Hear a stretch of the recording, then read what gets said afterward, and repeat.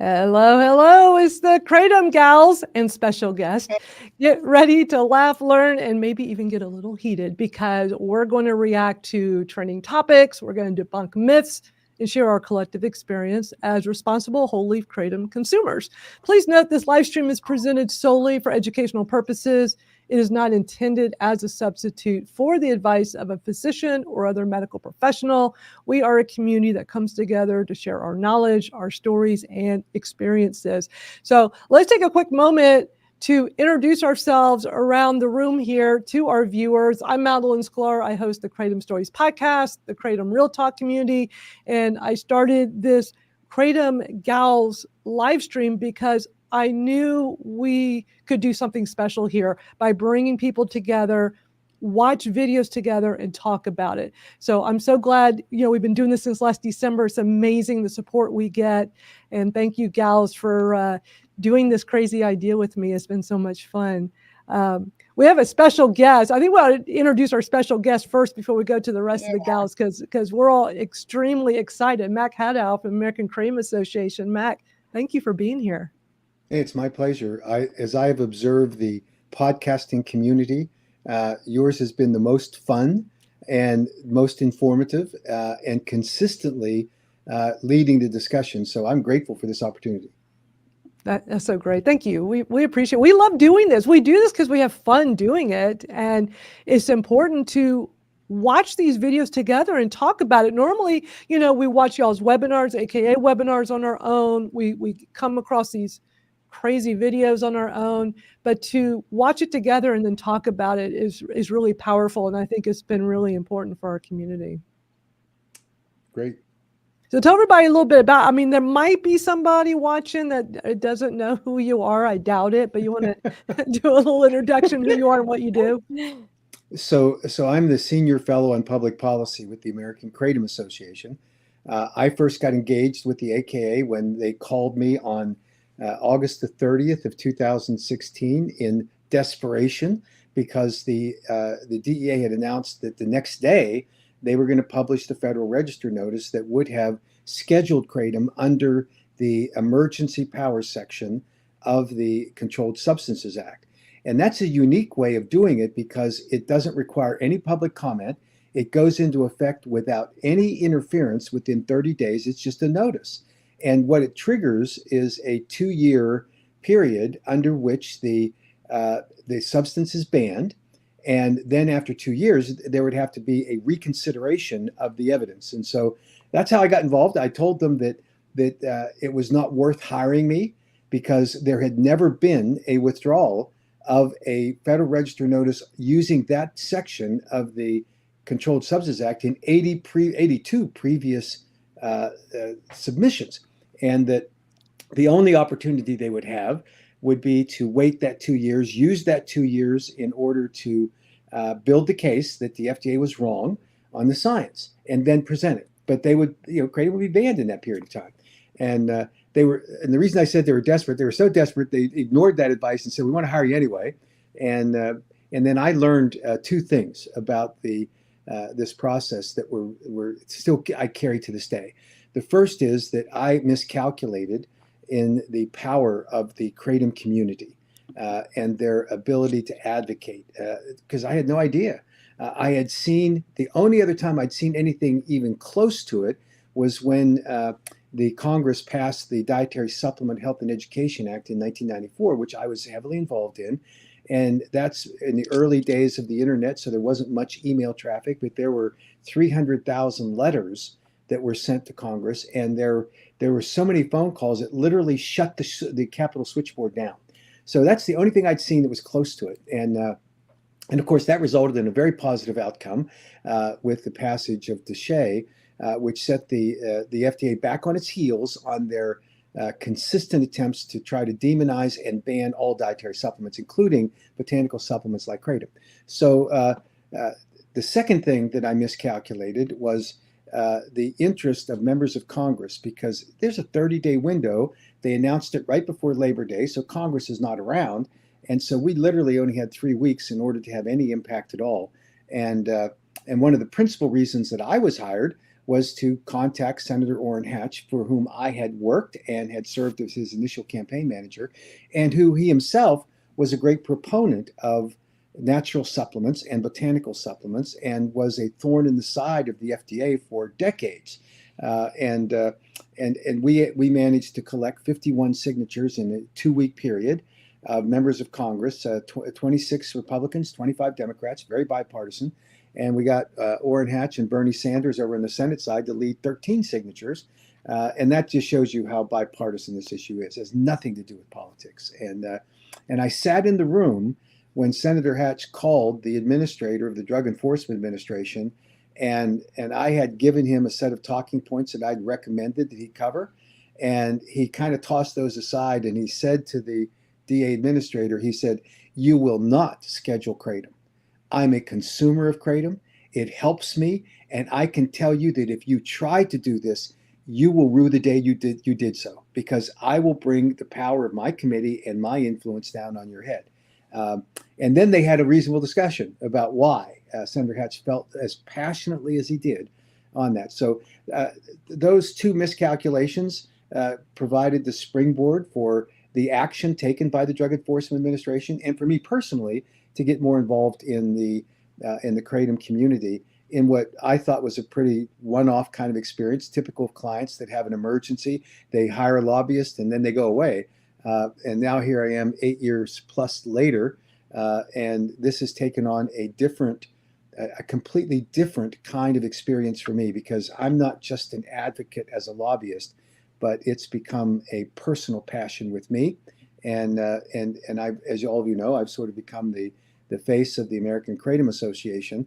That's not typically a lobbyist role, but because of circumstances, I've ended up here, and I'm planning on finishing my career leading this effort as best I can as we go forward. Well, we appreciate you so much, Mac. You are just amazing at what you do, and we as consumers and advocates appreciate it.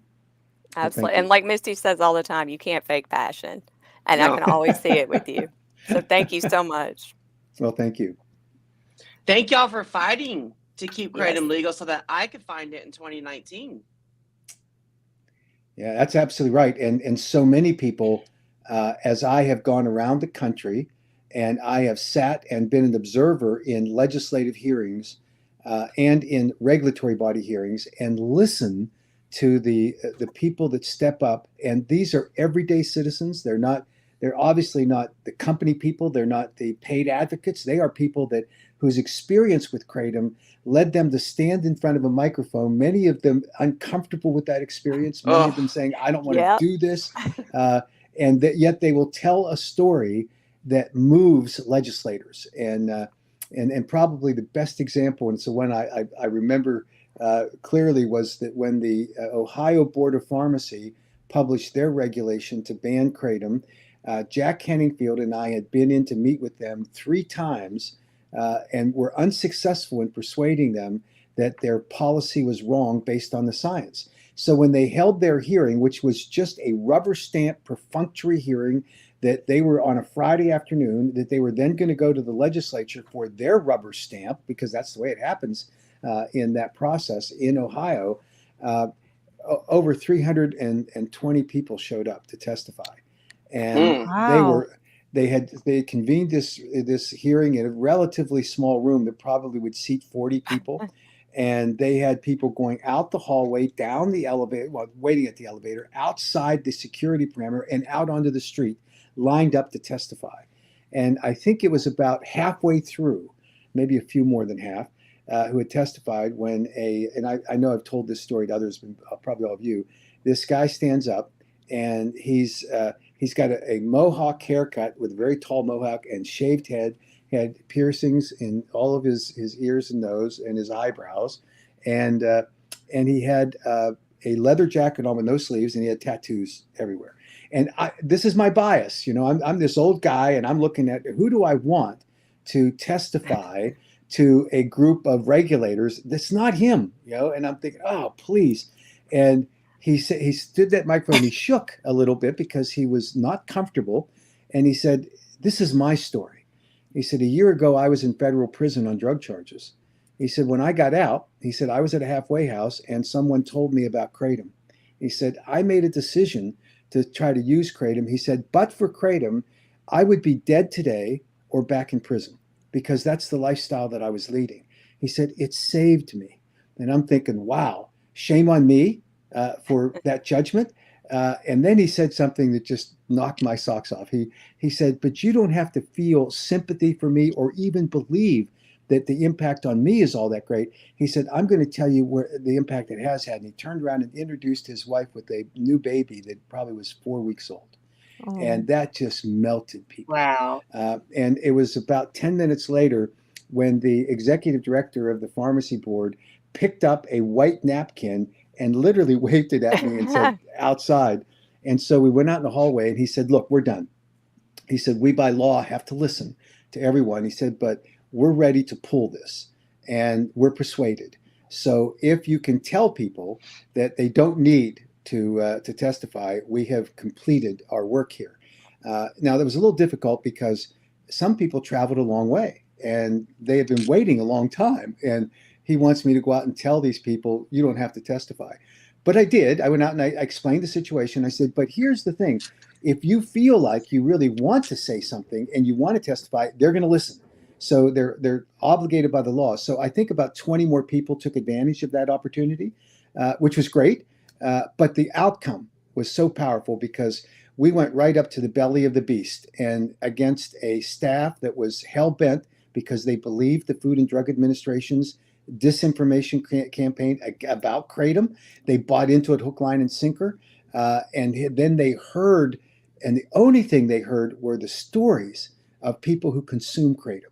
They didn't hear any policy arguments anymore or the scientific arguments.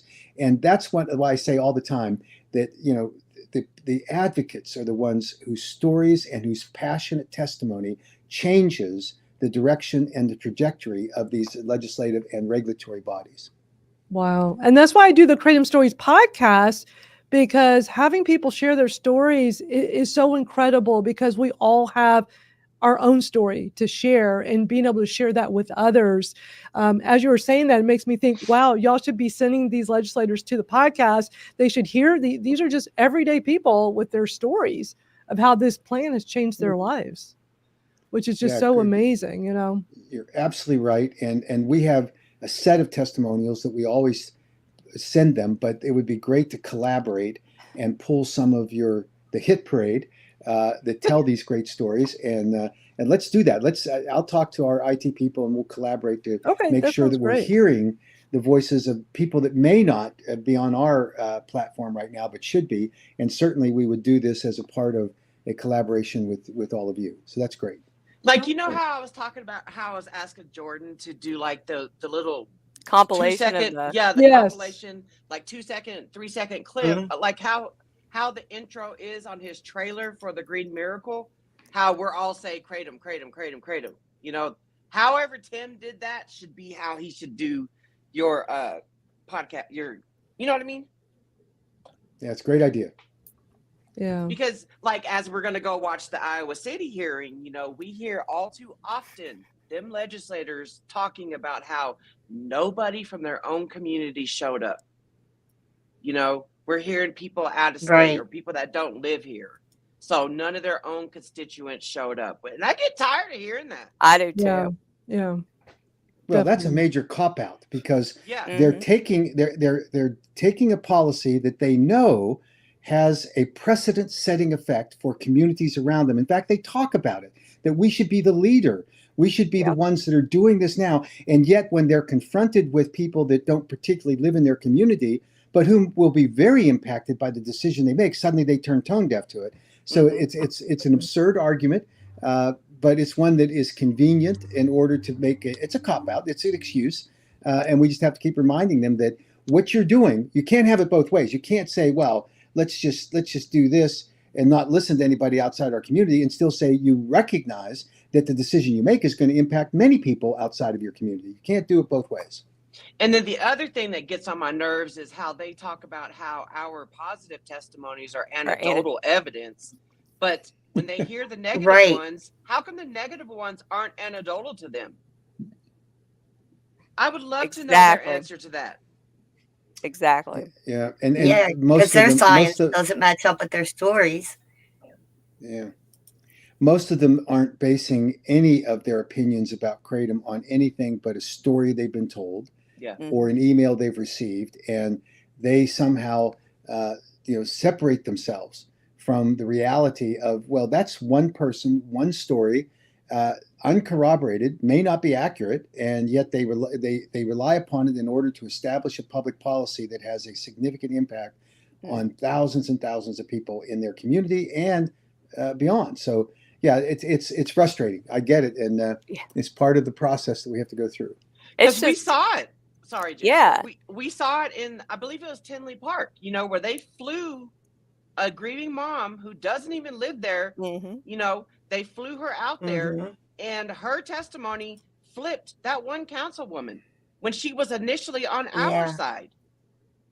So they talk about you don't live here, your story's too positive, but then they fly in someone completely out of state, and then all of a sudden her testimony flips the councilwoman. It's so frustrating to see and know that, a lot of these people, Googling it during the hearing, they've never even heard of it.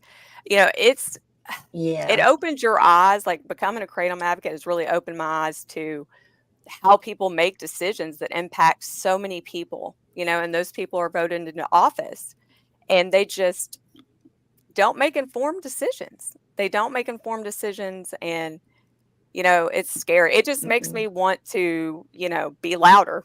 Yeah. It really does. And we saw that Louisiana state legislature stuff. We saw them Googling it. They admitted calling the it's up Google there. machine. Yeah. Get out of here. Yeah. I mean, that's just wow. Wow. That's well, a wow. And some of them aren't even voted in. They just don't have anybody running against them. And so they're just there by default. Yeah. And some of them are actually appointed on the health boards. They're typically appointed people, not elected.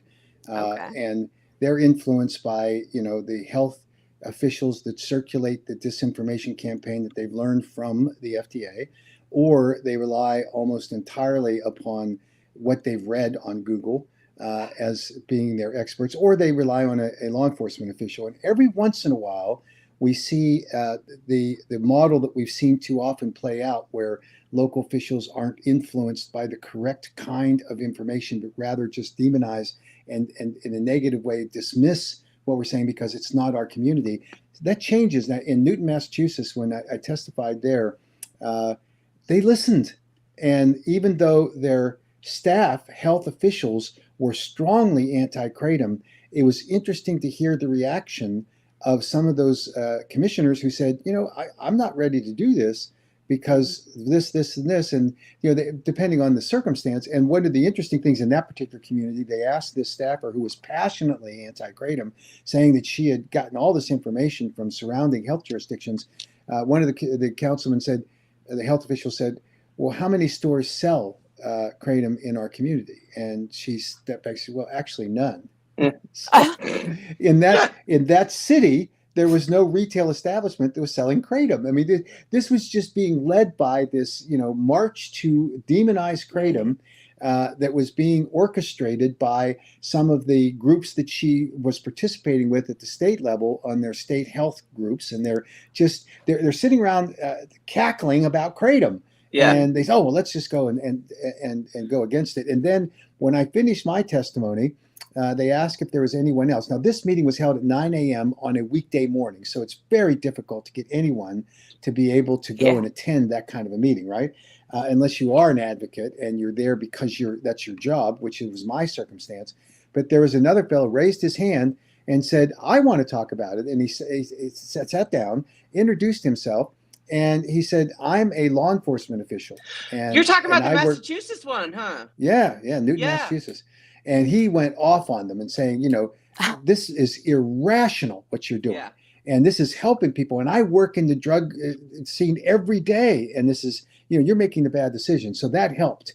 And my understanding of the meeting that was announced by Newton, Massachusetts Board of Health specifically is saying that they're taking kratom out of the regulation and they're going to defer it to the future, which is great because that wouldn't have happened but for that individual standing up and reaffirming what we've been Yeah. saying It on a only very takes local one level. person. Yeah, we Sometimes watched it only that. takes Yeah. one person. We watched that here, and we were just like, we were cheering him on. Yeah. It was like, because you guys, it's just you two, you guys, it changed their thought process towards the end of the hearing, because they were like, well, maybe we should just ban the synthetic kratom, and make it where testing is in state, so that we don't have to worry about testing out of state.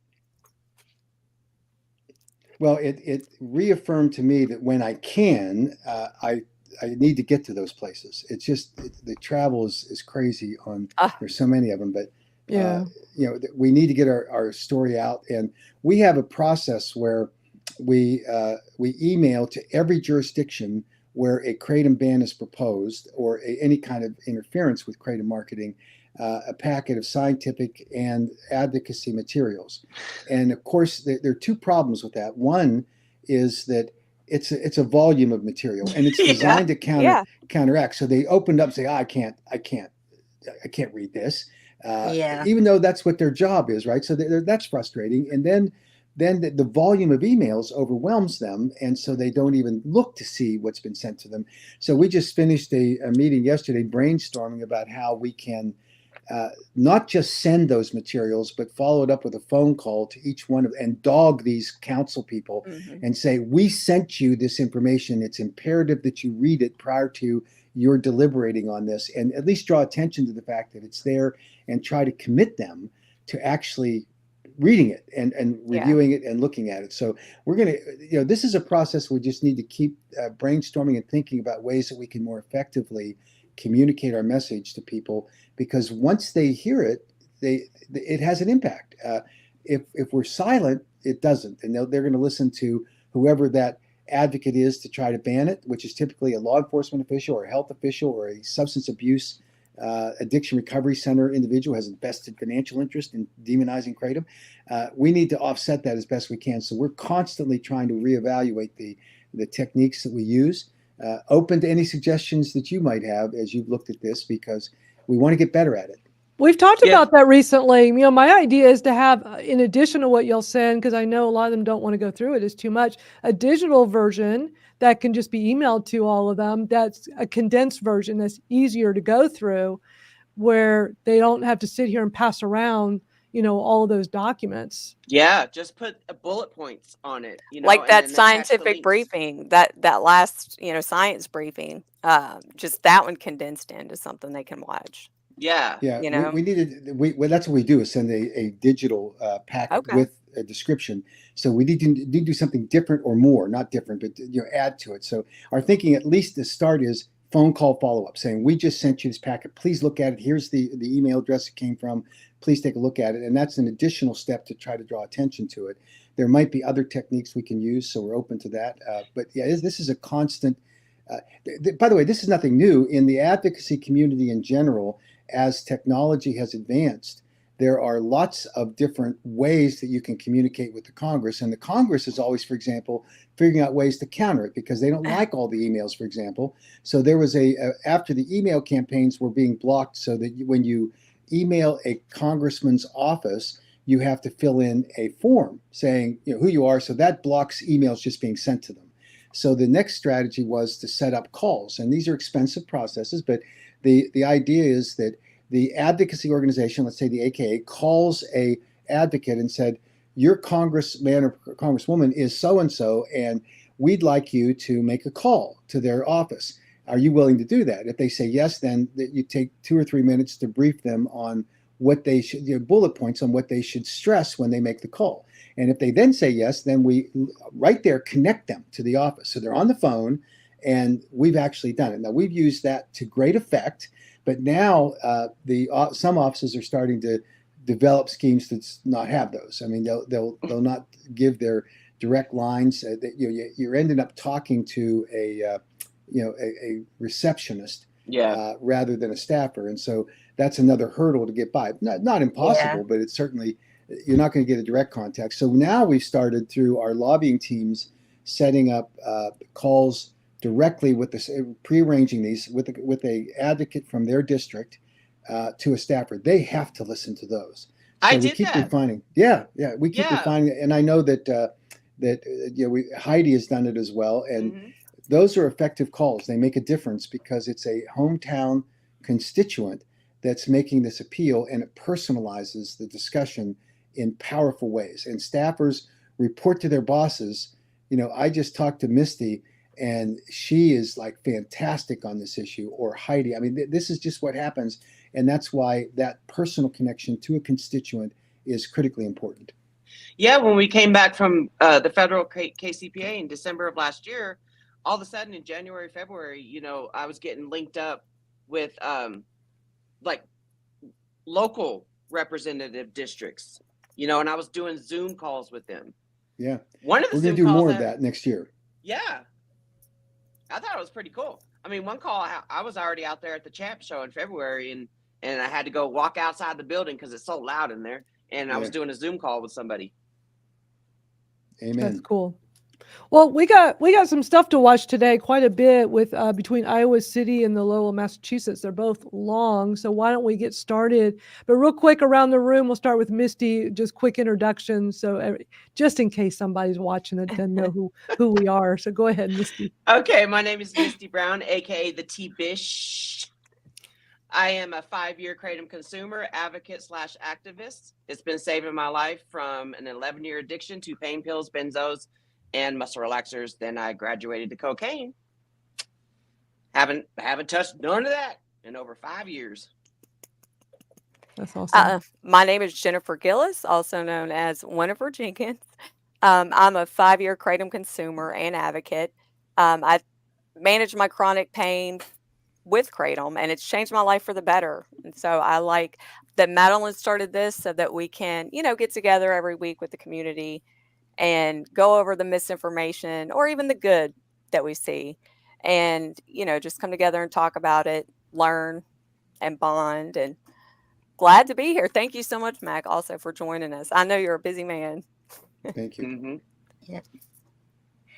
And I'm Venus Usher, or Kratom Butterfly, and I'm coming up on 8 years in January of consuming Kratom, and it's the only thing that helped me with all the illnesses I have, and it continues to do so. So I just want to let everybody know that's having the same issues that I'm having, that there is help out there, that you can get better. And I just love doing this. It's not just the Kratom that saves you, it's the community that you get involved with too, that really helps. So, and thank you, Mac, for coming. All right. Well, this is great. We're going to start off with Iowa City. That was on October 1st, which is like not that many days ago, Tuesday. So pretty recent. It's long though, so it's going to take us a little while to go through. If anybody wants to chime in, just start talking. I'll stop the video. And Mac, I'm sure you'll have plenty to say with it. I haven't watched it yet. All I did was queue up the starting and ending time, but no, I haven't. Have any of y'all watched this yet? Yeah. Okay. I was watching it live. You did? Okay. Yeah. I'm gonna be surprised. So let's watch this and see what they have to say. Just let me know when you want me to pause. We're on item 10E, Kratom ban. This is an ordinance amending Title VI entitled Public Health and Safety to create a new Chapter 11 entitled Kratom to prohibit its sale and distribution. This is the first consideration. Could I get a motion, please? So moved. Second. Moved by Mo, seconded by Salah. And we're going to ask our city attorney to get us started. Thank you, Mr. Mayor. Unlike the last item for which I presented, there are no maps for this one, and so I didn't see the need for a PowerPoint presentation and slides. Again, more for the benefit of the public than for council. As council is aware, this was a council-driven initiative, and so I drafted this ordinance consistent with the work sessions that we have had together with council. In the past, this one has received no changes. That is, no changes have been made to this draft ordinance since it was first put forth for your consideration. Great. Anyone from the public like to address this topic? Well, first, are there questions for Eric before I go there? All right. Yeah, and I thought it was interesting Hearing no that questions. the city Anyone attorney from the did public like not to address this acknowledge topic? that the sponsor of this resolution had agreed publicly to change it. And he failed to do that. And that sponsor was not attending the meeting because of scheduling issues. And I thought that was unfortunate and irresponsible of the county attorney or the city attorney not to say it.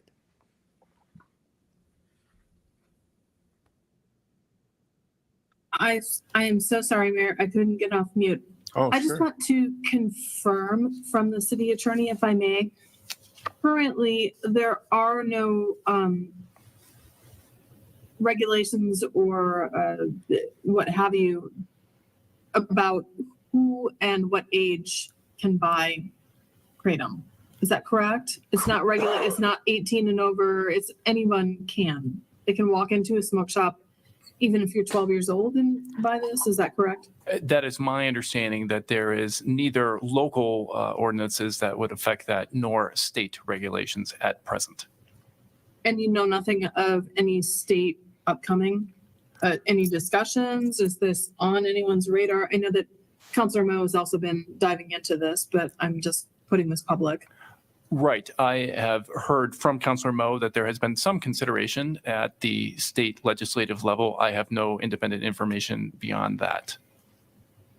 Okay, thank you. Great. All right. If no other questions for the attorney, we're going to go to the public. If you're online, please raise your virtual hand. And if you're present, if you can raise your hand. During this time, I was scrambling. In the room, we're Trying to going to get go on to there. Mac, followed by Kevin.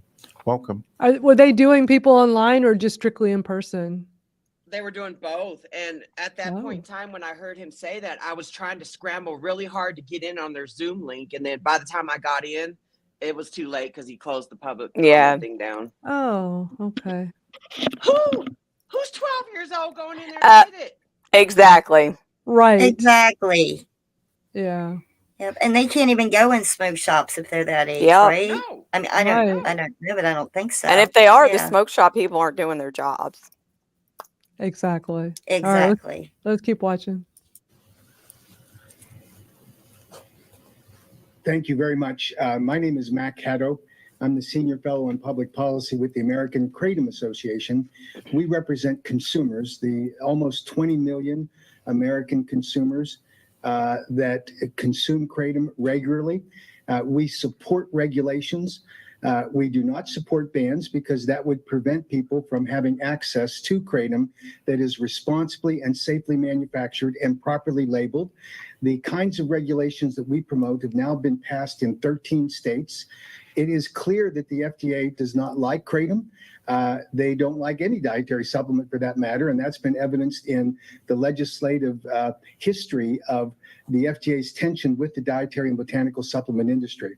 But we know that even the FDA's own studies that were recently completed and announced in February of this year that Kratom is well tolerated at all dose levels. So the challenge for local governments and state governments is to do what the 13 states have already done, and Iowa will be on our target list for 2025 to make sure that Kratom is manufactured properly, that it's labeled properly, that it is not super enhanced, that it's not adulterated, and that it is age limited.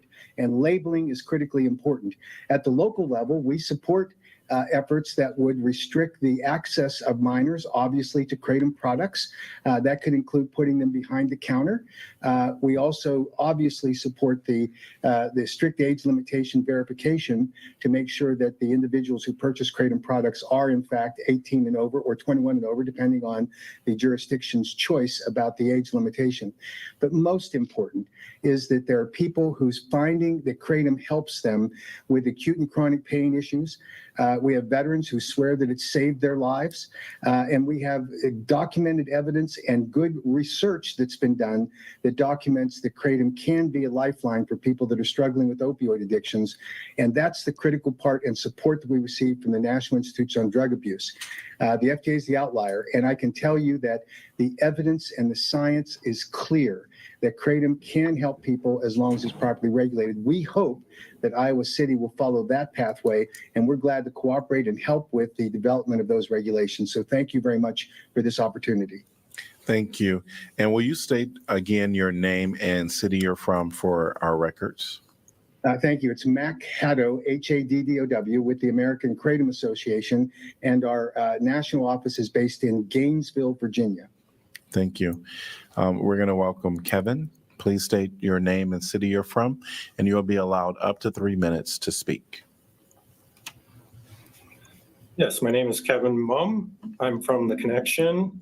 I support the Consumer Kratom Protection Act, which allows for age restrictions. I think that's what the city should move towards. I think an age of 18 would be appropriate. People this age are legal adults, and they'd be able to use Kratom using their withdrawal symptoms, reduce cravings, and off of street drugs, and reduce alcohol use. Also, college athletes, they get injured, they can use Kratom to relieve their pain and protect and live a productive life after their injury. Don't deny responsible adults Kratom. Thank you. And what city are you from, Kevin? Iowa City. Thank you. He's the We're one I going to got in welcome touch Laura. Please state your name and city. Yes, my name is Laura, L-O-R-A, and I'm from Layton, Utah. And I am calling in support of the ability to keep Kratom legal, especially for patients like myself. I am a chronic pain patient of 13 years. I have a rare condition called trigeminal neuralgia. And this is especially important to me because I actually have a close friend who actually introduced Kratom to me that lives in Iowa. And he's been extremely vocal in the support of keeping Kratom legal. And also, you know, we want it regulated as well. We want to be able to access this to control pain. I'm a responsible user. I am excited to tell you that I'm basically off opiates completely and able to use Kratom as an alternative, whereas before I was on multiple opiate doses per day.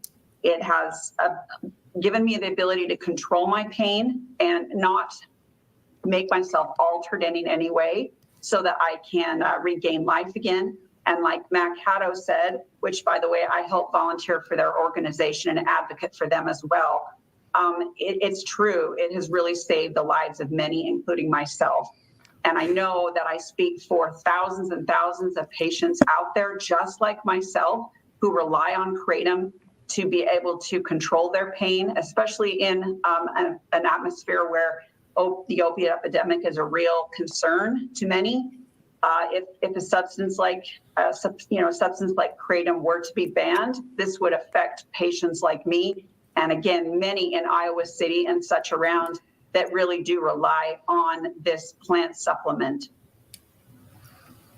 Let me give you a backstory on that. Anyone else like to address this topic? She's such a great speaker. Yeah, she is. Always let me tell good. you the sacrifice of advocates. She was on a family vacation at SeaWorld when she testified right there. Was she? Yes, she went into the She's bathroom to get amazing. away from her granddaughter. That's why it was kind of hard to connect in the beginning. But she was on vacation, a family vacation. That's She is. sacrifice. Yeah. You know what? That's just, I think that's what bothers me so much about every single one of these hearings where it's like they don't care. Like they don't care about how, we're getting out of bed every day without just, that's what bothers me. That's what if they knew Same. that she was on a family vacation at SeaWorld with her family, if they knew, even if they knew that she wasn't in a trigeminal neuralgia flare, Right. they just don't care. Exactly. And this affects our day-to-day lives for our Right. chronic pain. Like if I didn't have Kratom, so what, I'm forced to be bedridden and not be able to have a life and not do all these fun things that I do with everybody because I have the energy and I'm not in so much pain. We shouldn't have to live that way. It's just awful. It's like, so I can't be a good mom to my kids because you won't listen to science, and other people. Like it doesn't add up and it doesn't make sense. I always say too, we're under the influence of Kratom right now. Right now. Yeah. Right now. Not Right being now. in pain while sitting here in this chair where normally I would be, and feeling You know, good and yeah. energized. You know, see me all nodded off. You know, y'all Yeah. ain't trying to wake me up, and I ain't trying to yell at y'all for yelling at me. Right. All from a plant. Who knew? A little plant. That's just so amazing. All right, let's keep watching because this thing, we have a ways to go still. Please welcome. And there's a sign-in sheet there.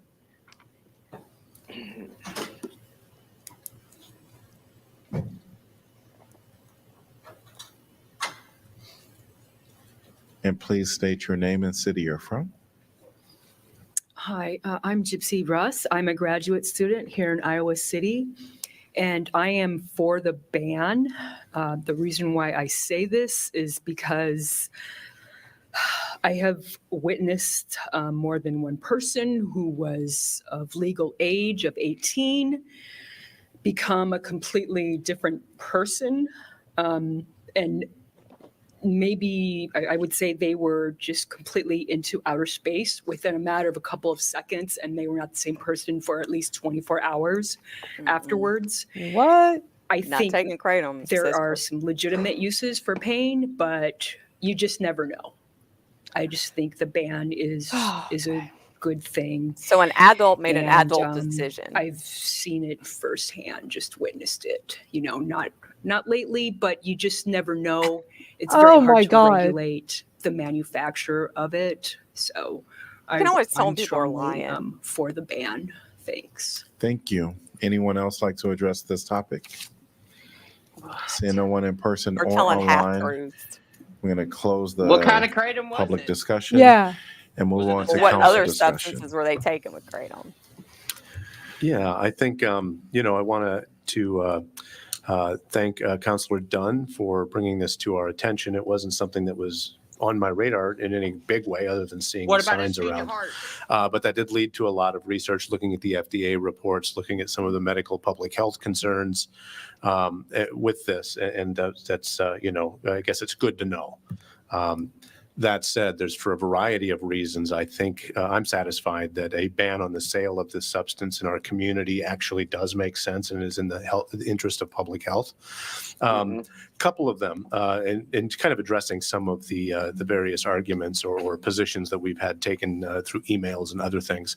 One is that currently there is no regulation on the content of this product.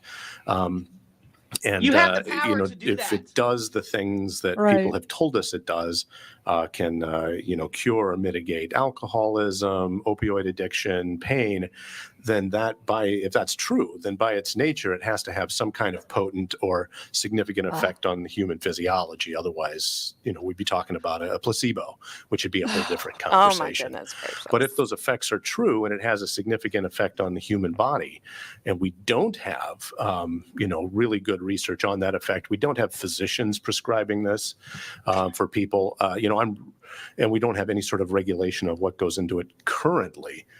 Those are all sort of, pretty significant red flags for me.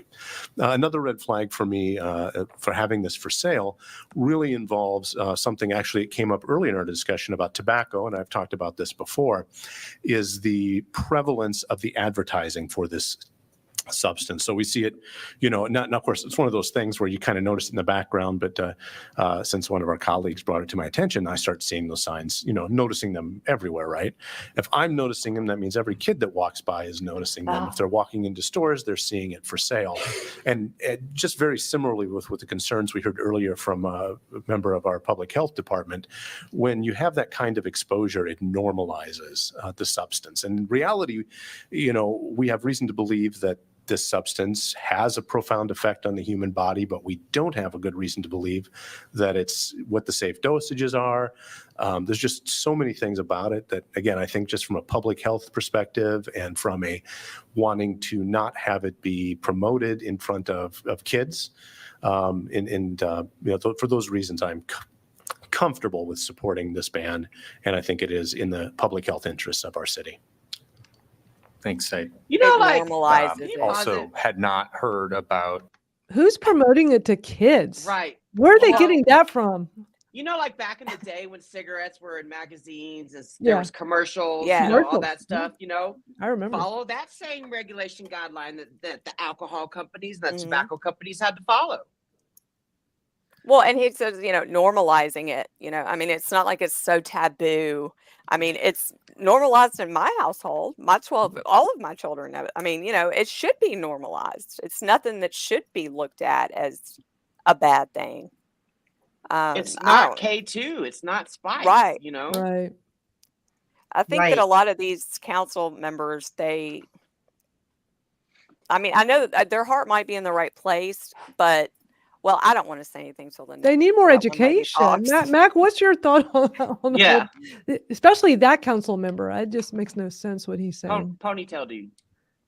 Well, so You're so funny. so I think that my impression is over time I've seen many state legislators and local people that are misled because they are driven by what they read on the internet. I mean, a Yeah. Google search does not produce reliable information, and you would think that they have enough sophistication at that level with experience of dealing with public policy matters that they would have a more sensitive filter to decide what should be done. And the fact that this individual would just discard what he hears and try to excuse it and say, oh, well, the situation is that if it really is helping people this way, then it shows how powerful it is.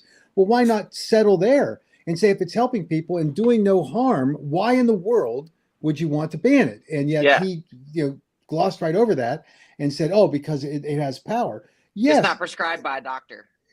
Exact nonsense that they try to use. And I tell people all the time that this argument that's sort of connected to the idea that the FDA has not approved it for any medical use, or the FDA has not allowed it to be considered. There, you can walk into a dietary supplement store and you will see 600 products that have not been approved by the FDA for any medicinal purpose. And those products are there representing a marketplace that in today's dollars and cents is $100 billion. 80% of Americans use some form of dietary supplement or vitamin for their health and well-being. And it's just spitting in their faces and saying, oh, well, you obviously know what you're doing because the FDA says, and then you fill in the blank with whatever the disinformation piece of information that's being disseminated by the FDA. This is frustrating. You want to stand up and shake them and say, would you please wake up to the reality of what we're talking about? Well, and I guarantee you all those people take vitamins when they're sick. They probably take a multivitamin every morning before work. And it's like, they don't even realize it's not FDA approved what they're consuming. It's like, so there should be a rule that any council member who votes to ban kratom should have to spend at least an hour with all of us. Yeah. And try it. And try it. Yes. Try it. Yeah. Oh my gosh. Just one Love hour. that idea. I'll have my teasppoon ready to flick it in. I agree. Here. There you go. Try There you this. go. Let me know how you feel in 20 minutes. All right, let's keep watching. See what else they have to say. Kratom or thought much about it until Councilor Dunn brought it to our attention. And then after I started to learn more, I realized many of the same things you did. I also had the benefit of attending a community mental health session on kratom, and as I was hearing about this substance that does seem to benefit people, certainly does, but it sounds. Why do they keep calling it a substance? It's a plant. Addiction. Why can't they just say plant? I want to know what the chain of command is. Like, who hosted the hearing? Was it the tall cop dude? That's what Probably. I can't stand that guy. Right. A lot like other pain relievers we have recent history with, specifically opioids, where it might help you with pain. It does help with more, pain. and then you might need more, and then you might need more. No, we don't. I'm so sick of when they say it might. How about it does? Human behavior makes one want to keep doing more and more and more. Kratom is ass backwards. Sorry, Wes, but it's backwards. It's less is more. Yeah. And this is coming from me, I have an addictive personality, and I did the more and more and more. Same. You know. Yeah, same. seems real problematic to have it completely unregulated, as you stated. Also, in the last month, we had somebody in our community die. And the obituary says, in lieu of flowers, consider donating some time Dude, to that write your state and obituary is federal so congressional plain, dude. representatives to raise awareness of Kratom, Do you remember I the sent you legal that, yet Mac? unregulated drug, which took this person's. What was that, Misty? Nobody puts that in an obituary. Yeah, No, it I shocked sure me to see in the obituary, in lieu of flowers, to send emails or whatever to legislators. That was That's in that woman's crazy. obituary. So the bigger issue here is that you have a growing movement fostered by the trial attorneys who are looking for opportunities in the form of cases that they can use in order to extract settlements from Kratom manufacturers. And they've linked the AKA in many of these cases. We're still a party to, I think, 6. Oh, wow. And we don't sell Kratom. We don't market Kratom. We tell the truth about Kratom. Now, I think that there's the most recent cases don't name us because I think they see how fruitless this is. And we're arguing in court as a part of getting out of these cases, the very arguments we're making here that, Kratom is mischaracterized, but there couldn't have been a more powerful testimony to this fact about the so-called deaths that are associated with Kratom than when Chris McCurdy said at the end of his presentation at the congressional briefing, something I had not heard before, which was that not a single forensics lab in the United States today can differentiate between metrogenine, 7-hydroxymetrogenine, metrogenine pseudodoxal, or any other enhanced, isolated, and super concentrated product. So when they do a tox screen, all the forensics labs are going to say is that it is a Kratom product. And so even though it was any number of these others adulterated products or super concentrated products that were the actual cause of death, they're going to lump them together into this broad stroke of it's Kratom. So when you hear a public official like this say, oh, well, there was a death in our community that was caused by Kratom, it's silliness. And we're about, we're not about, we are in the process of evaluating the Deadly Dose series by the Tampa Bay Times. And they, of course, as you know, published findings that there were 46 deaths that were Kratom only, right? That's what they said. And knowing that they were under a lot of pressure from us because I was in the middle of their development of this article. I'd been interviewed multiple times and I was pushing back hard against the very issue that they were reporting on. And they published the methodology. And the methodology, and that's a unique thing for a paper to do, but they, in a very detailed way, described how they went about gathering the data on these cases. Now, it's important because Florida does not have a centralized repository for autopsy and tox screens. So in order to get this data, they had to FOIA 20 medical examiner districts in Florida. They described how they did it. So we went in and said, okay, we want to FOIA 2 things. We want all Kratom-related deaths that the conclusion was made by the medical examiner that it was a Kratom-only death, and we want every report that you provided to the Tampa Bay Times within the time frame. So from those 2 requests, we got 51 deaths that were allegedly Kratom-only.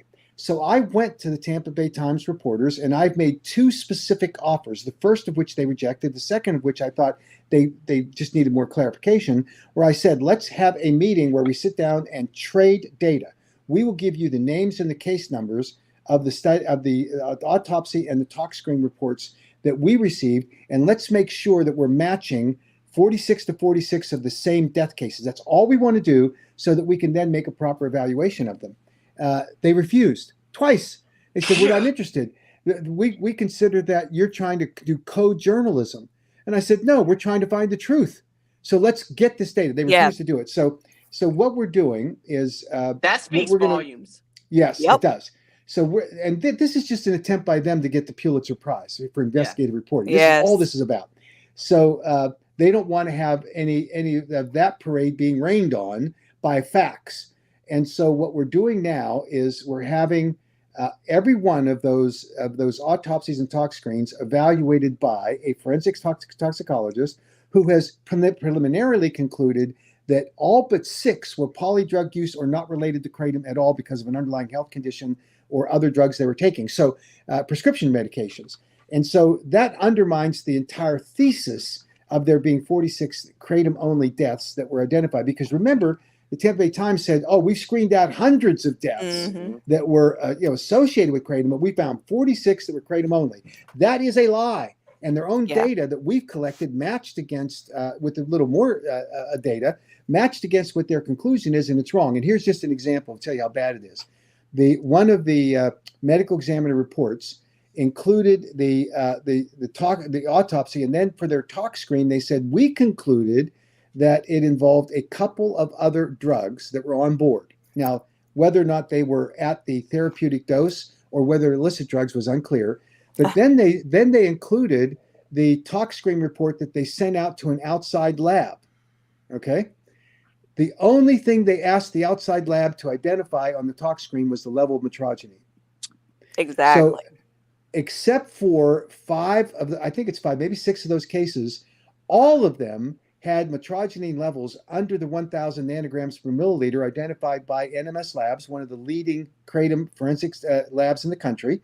They're not just kratom, forensic lab. Now, they're the ones that published the article that said anything below 1,000 nanograms per milliliter is not properly characterized as a kratom death.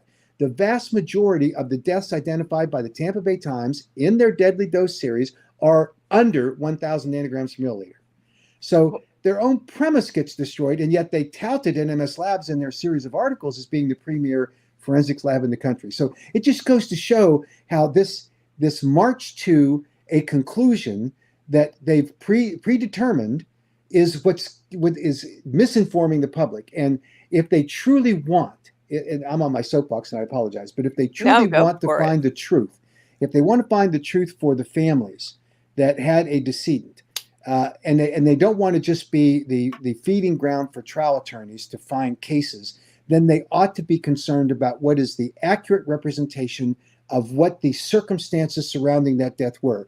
The fundamental problem is that there are no standardized protocols in the United States today for postmortem investigations that would allow for there to be a specific requirement that these medical examiners, prior to publishing a conclusion that it's a kratom-associated death or a kratom-only death, that they have to have gone through certain steps in order to prove it. And no better case exists than the Ohio case where the mother came to me and said, "They're saying it was kratom. I know it's not true. And will you help me?" And we sued them. And it was only after we sued them that we found 2 things. One is that we asked for the tox screen data, and the coroner admitted that he had relied upon NMS Labs. And so we subpoenaed NMS Labs because we knew that the level of metrogeny in that decedent's bloodstream was 223 nanograms per milliliter, I think, far below the 1,000.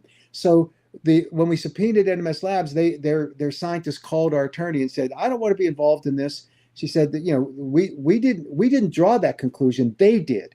And he said, "Well, what was your conclusion based on the report?" They said, "Well, that was too low for it to be characterized, in our opinion, as a kratom death." And yet the coroner was claiming he was relying upon the NMS Labs report. And then our attorney said, "Well, what other substances did you find and what were their levels?" She goes, "Well, they didn't ask us to look for anything but metrogeny."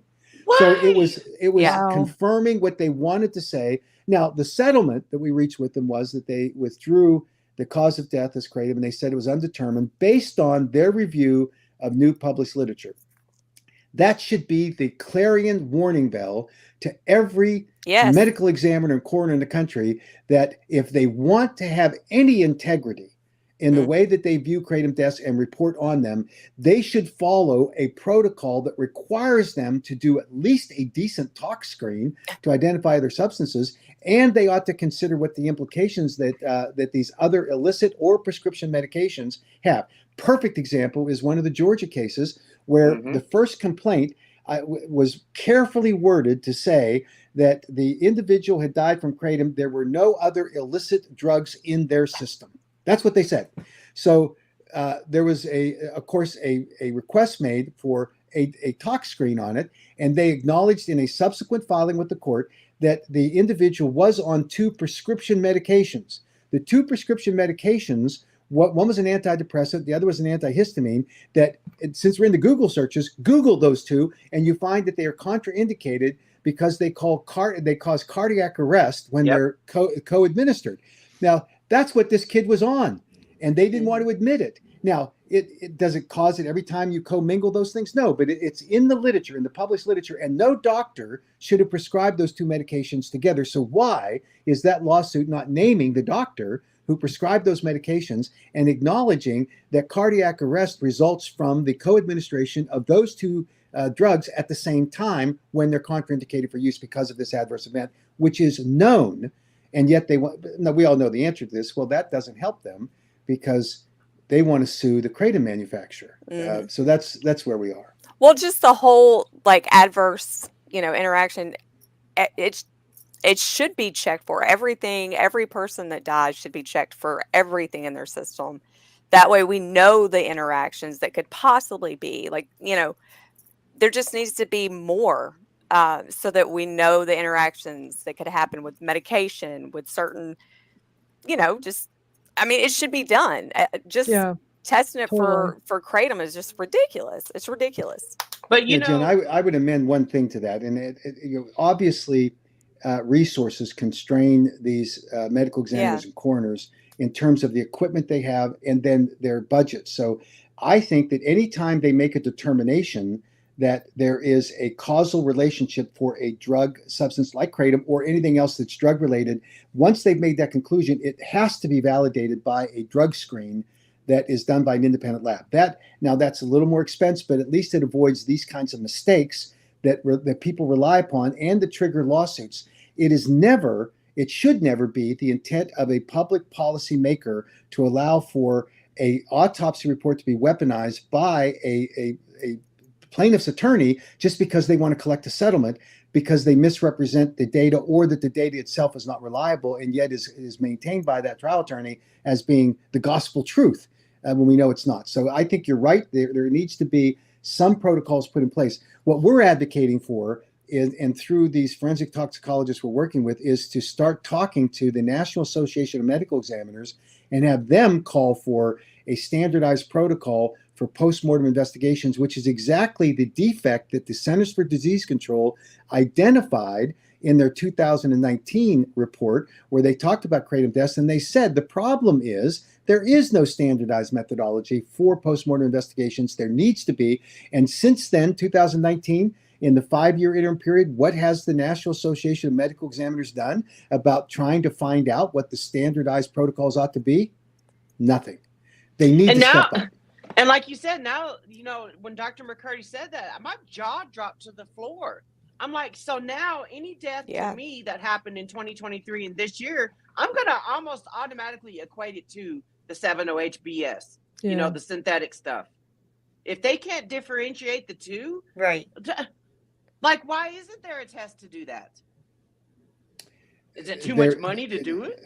Well, yes, it does cost money to develop the method for determining that, but we're relying upon an inadequate tool that just identifies metrogenine. So it doesn't identify that was it 7-hydroxymetrogenine in a metabolite concentration that is potentially deadly. It doesn't identify whether it is metrogenine sunondoxil, which is a byproduct of 7-OH. It doesn't identify whether it was a high concentration of any of the 4 major subalkaloids of the kratom plant that, when they're isolated and enhanced, potentially could create a adverse event, including death.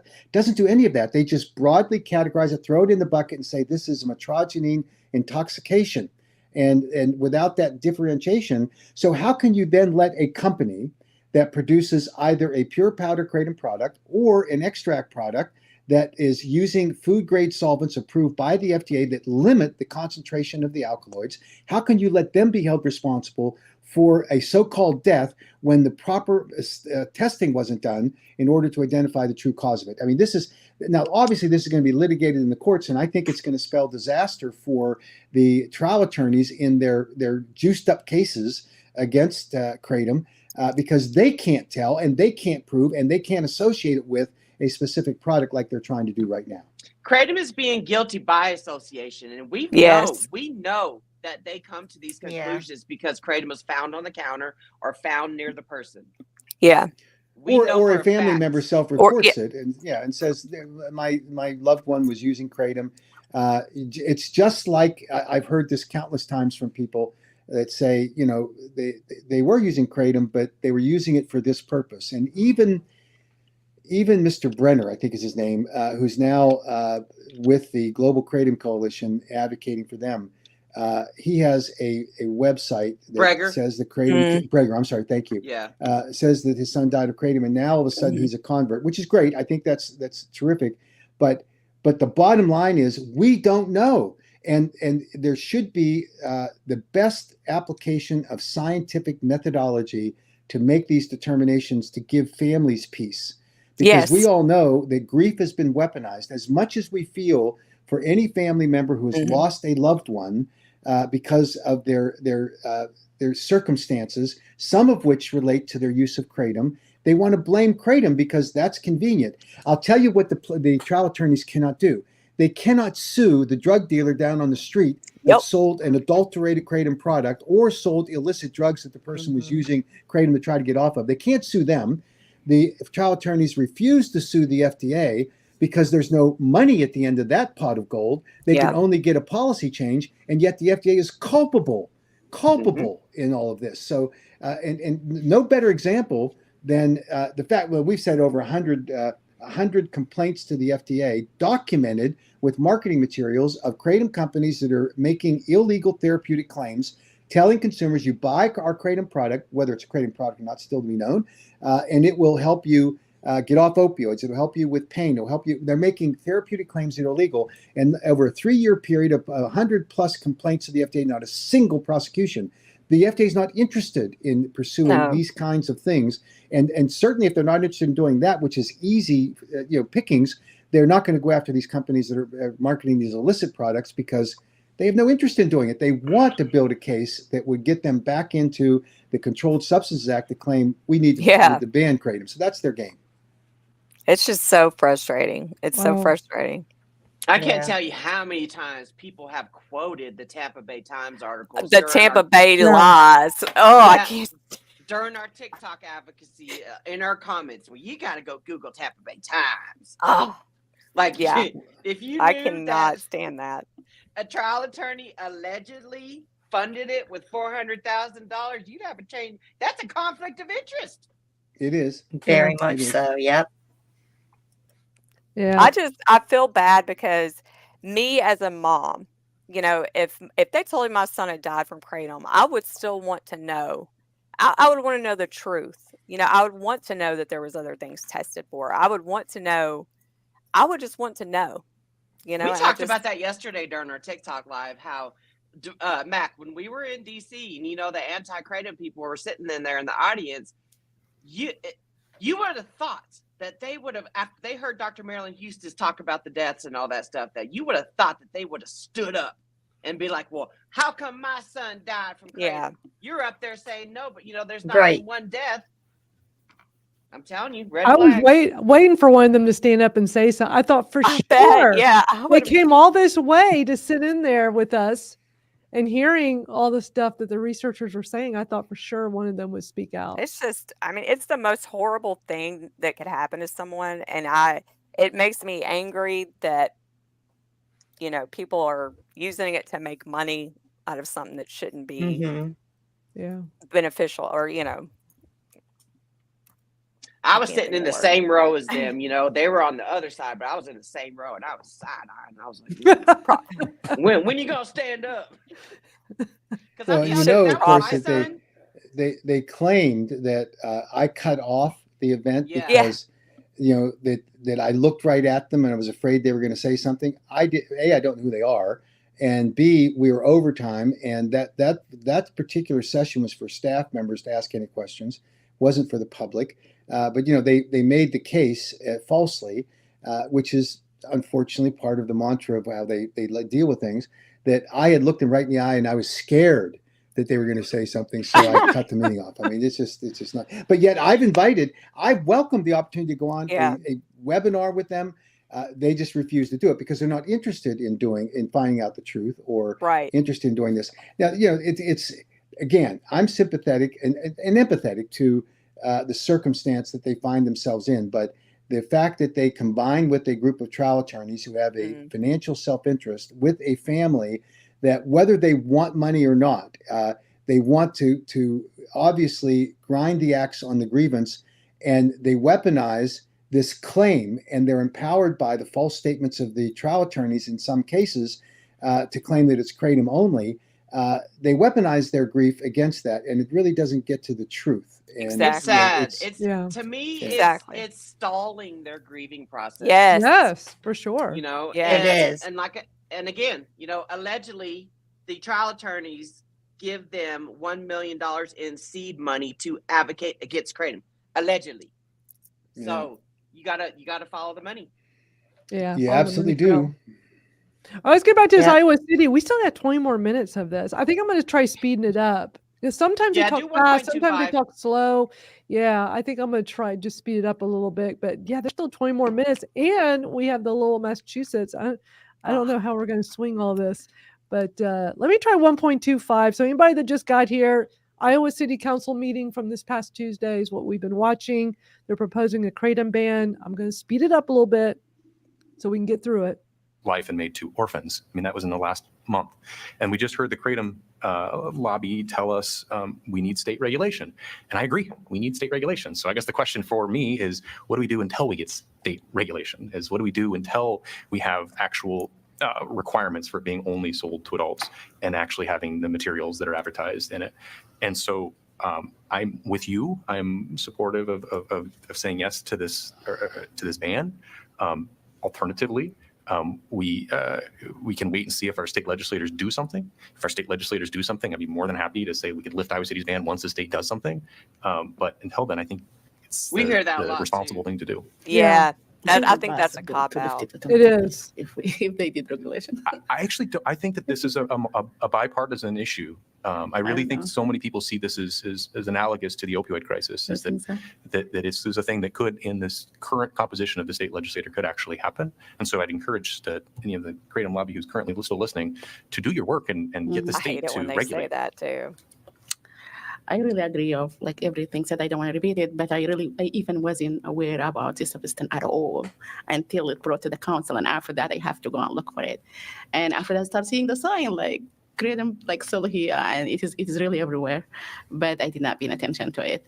So the thing that's really concerning me. After that, I start like looking online and try to figure out what it is and what the effect in the human body. And I just feel like it does have effect. And also the thing that really scared me is there is no like for children, like there is no age requirement for this. This is also like really dangerous.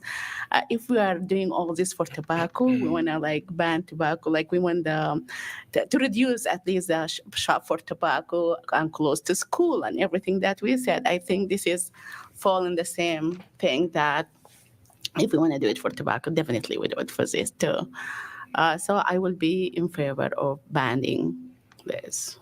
But did you ban tobacco? Councilor Alter? That's what I was going to ask. Are they banning tobacco too?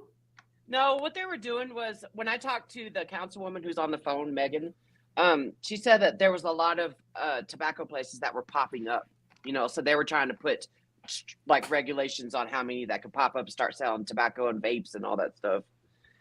So. But she just got through talking about tobacco. Like, I don't know. She confused me. So, all right. So I'll speed up and speed down. Like I had to speed it back down to normal while she was talking because I was trying to understand everything. Yeah, she she was got an saying. So accent. I'll go, just kind of based on what they're, because we got to try to get through that. We still have a lot to watch. So let me cue this back up. Thank you. Sorry, I got kicked out and now I'm back. You can hear me, correct? Yes. Okay. So thank you for everyone weighing in. I appreciate it, and it makes so much sense. That said, I actually am voting against the ban because that's what is before us. At the same time that I fully recognize and am troubled by everything that counselors have said, the bottom line is that it is not illegal, and that there have been people who have said this is working for me in medicinal terms. Why don't they say stuff like this more often? It's not illegal. So why do they want to make it, banned? They're creating the problem. They by really wanting to ban are. it. I like what that lady said. Which She gonna lady say is some more this? good 'Cause stuff. is she up there? Like, I can't tell who's talking. No, she's on the Zoom call because she was out of state helping her mom move. Oh, So okay. she's on the Oh, Zoom so it's a councilman. Oh, I see. Okay, sorry, I wasn't reading this. I guess I should read the screen. She's the one I Council talked to. Megan Alter via Zoom. Okay, all right. Because it's so small in here. I'm like, who's talking? I can't tell who's speaking. Okay, thank you, Misty. Does it mean that everyone is using it for medicinal terms? No, not at all. I'm sure that there's a lot of recreational use, and those are things that, frankly, are none of our business, and they can be troubling in the same way that cigarettes are known to kill, in the same way that alcohol is also known to be highly detrimental to people's health if overused. But we don't have a ban on those.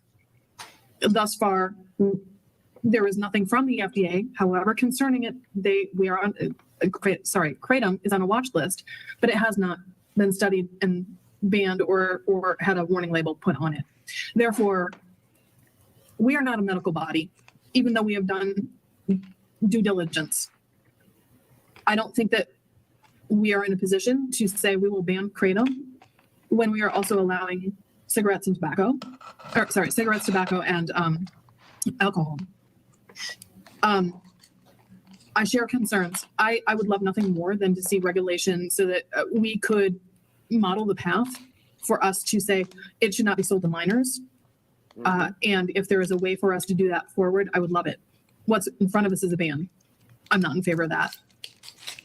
More broadly, and I'm sorry that Councillor Dunn is not here to be able to participate in this. I guess I'm frustrated that we have a path of good intentions without thinking about this downstream. And that I don't think that putting a mark on how we should take a stand, so to speak, is the right move. As you all may know, Councillor Dunn has sort of had a moment or some time to think about this and has revised his opinion about the ban, which he actually introduced. And we were okay with that because it was in part and parcel of our discussions about tobacco. And it has led to a very fruitful conversation to the extent that the ban will pass tonight, and so be it. But I think what I want to put forward is for us to be able to have these conversations before they are at a place of, do we do this or do we do that? Let us have a robust conversation and allow a little bit of time, even though we want to be action oriented, about being able to think about what the actual implications are. This is certainly within the context of Kratom, and it is not leveled at any person in particular. It's just as a council, I'm frustrated because we're at a policy decision, and there's a lot of things to talk about, right? So anyway, that is where I'm at. I will be voting against it. I realize I'm in the minority, but there are two things. One is I just don't think that we have the business of getting involved in this when we also are fine with putting forward permits for other things that we know are dangerous to public health. Yep. And I love this lady. I like her I too. hope that in future our conversations are not framed by a vote or not, that we can actually pause to talk a little bit about things before they get to us for a vote. So that's She's it. the only Thank one you. that's like sensible and actually bringing up. Right. And so articulate. Misty, could you get her to come on our show? I would love to have her come on. Oh, that would be so awesome. Wow. Like to have a person on one of these city councils, we've watched so many of these, who is looking at the whole picture. Yeah. And it, like I said, it only takes one person. Like it only takes one person to speak up in the way that she says it, like you said, articulate, like she is trying, and she's not, and she does say like, this is not against one person. I mean, and I think that is how people that make these decisions should be thinking. is like that lady. Yeah, I sent her an email, thanking her Exactly. for having the sane mind to be saying that. She didn't answer my email back, so I decided to call her, and she picked Ooh. up right away. So I thanked her, and I was like, you know what? You might feel like the minority, but you have an army of advocates and consumers behind you if you need us. Yeah. So I was like, you save my number in your phone. Oh, I just loved everything she said. Wow. Okay. Going first, sir. I just a little bit because I think I saw it. I heard maybe I heard wrong. Like Council Arthur said, if like Council Don is here, I think isn't this brought by Council Don to bring with? I wasn't even aware about this until he brought it up and said we need to ban this. But I think you mentioned that he will be like talking against this or something like that. Maybe you're. He has actually. I've spoken with him, and he has actually gone to the press. He has changed his opinion. He no longer is in favor of a ban. Oh, I wasn't know that, but because I guess. Shouldn't they communicate with each other? I mean, is this just me? Like, Why did he not come to the Zoom, or why did he not speak at all? not communicate with them and let them know that he changed his mind. Well, Maybe I he think backed his- they knew because it was in the newspaper. Now, he didn't, I guess, formally tell them, but he should have. And I have no idea why he didn't show up. That was unfortunate. Because this councilwoman's totally confused now. Well, and a lot of times they like to back up their own, I'm sure, so. I was But this is the first step, and so maybe Dunn will come in at the next vote. Yeah. And hopefully we can convince him to be stronger and give him the tools that are necessary to say, this is what we could do in our community. And I don't know what the laws in Iowa are with local jurisdictions, but if they can put an age ban on it and they can require it to be behind the counter, whatever would give them comfort to get off this ban, I think is worth exploring. Yeah. Yeah. All right. We saw his change of heart happen in action, Yeah. I watched the first Iowa city council meeting, and then after that was when we saw the media. He went to the press and had a change of heart. Well, why so he's at this meeting, odd I that don't he's know. not there or not even coming in on Zoom or something just to Might have relay had that to personal them. And that they're family not problem. even aware that he changed his mind, which could totally affect how they vote. Yeah. Hopefully he'll be at the next one. I'm Yep. hoping. I'm going to give him the benefit of the doubt. Okay, let's keep watching. We still have a little ways to go. We're at the 36 minutes. This goes to 48. We still have a little ways to I go. was just surprised because he's the one who brought it up to begin with. Yes, But ma'am. thank you. He brought it to our attention. I think I think your comments, the question, I think is a very fair one. How is this different from alcohol and tobacco? I think that is a fair question. It's one I've actually thought about. I think one of the big things, for me anyway, is that those are substances which do have quite a bit of regulation by entities that have the ability to do so. So if I go in and I buy a can of beer or bottle of wine or whatever, there's all kinds of stuff on that label telling me the percentage of alcohol that's in there by volume. But can any you other pause thing, it? those kinds of things. There's labeling. People forget why there's regulation with Yes. alcohol. The prohibition of alcohol, Yes. which spawned the mafia. The Yeah. prohibition of alcohol was what was killing people. Correct. Like, Yeah. learn from the mistakes of the past. Yeah. The prohibition of alcohol, like I said, Yeah. the prohibition of alcohol was what was killing people. People were making the moonshine, and that was offing people and all that stuff. Created a mafia. Yeah, exactly. Prohibitions caused black Laws. There's markets. also, Exactly. laws Right. already in place, at levels of government well above us. So there's like widespread enforcement of things like age and things to that effect. And so, same thing with tobacco. I mean, these things are all, they're regulated.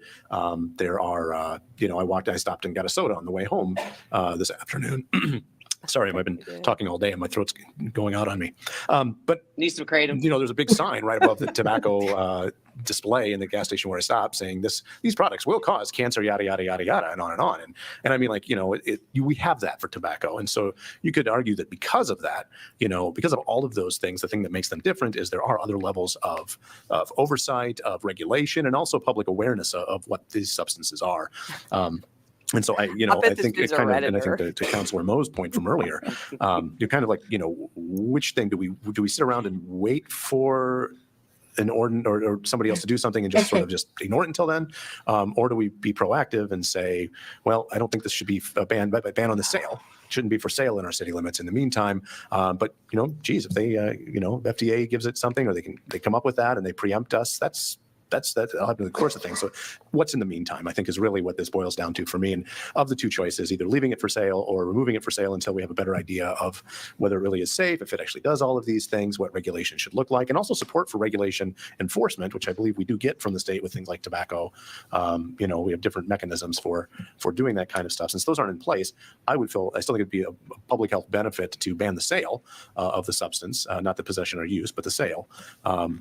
In the meantime, while we wait for people that do have the laboratories and all of those things and the expertise to figure it out on a grander scale. But that's, I can appreciate that people have differing opinions on that, but that's where I fall. But see, can you pause it real quick? And this is where I come into problem with banning the sale of it, because it was me who walked into a smoke shop. I had to show my ID to buy Kratom. That's how I started my Kratom journey. I went to the smoke shop that was around the corner from my house, because if there's smoke shops everywhere, like 7-Elevens.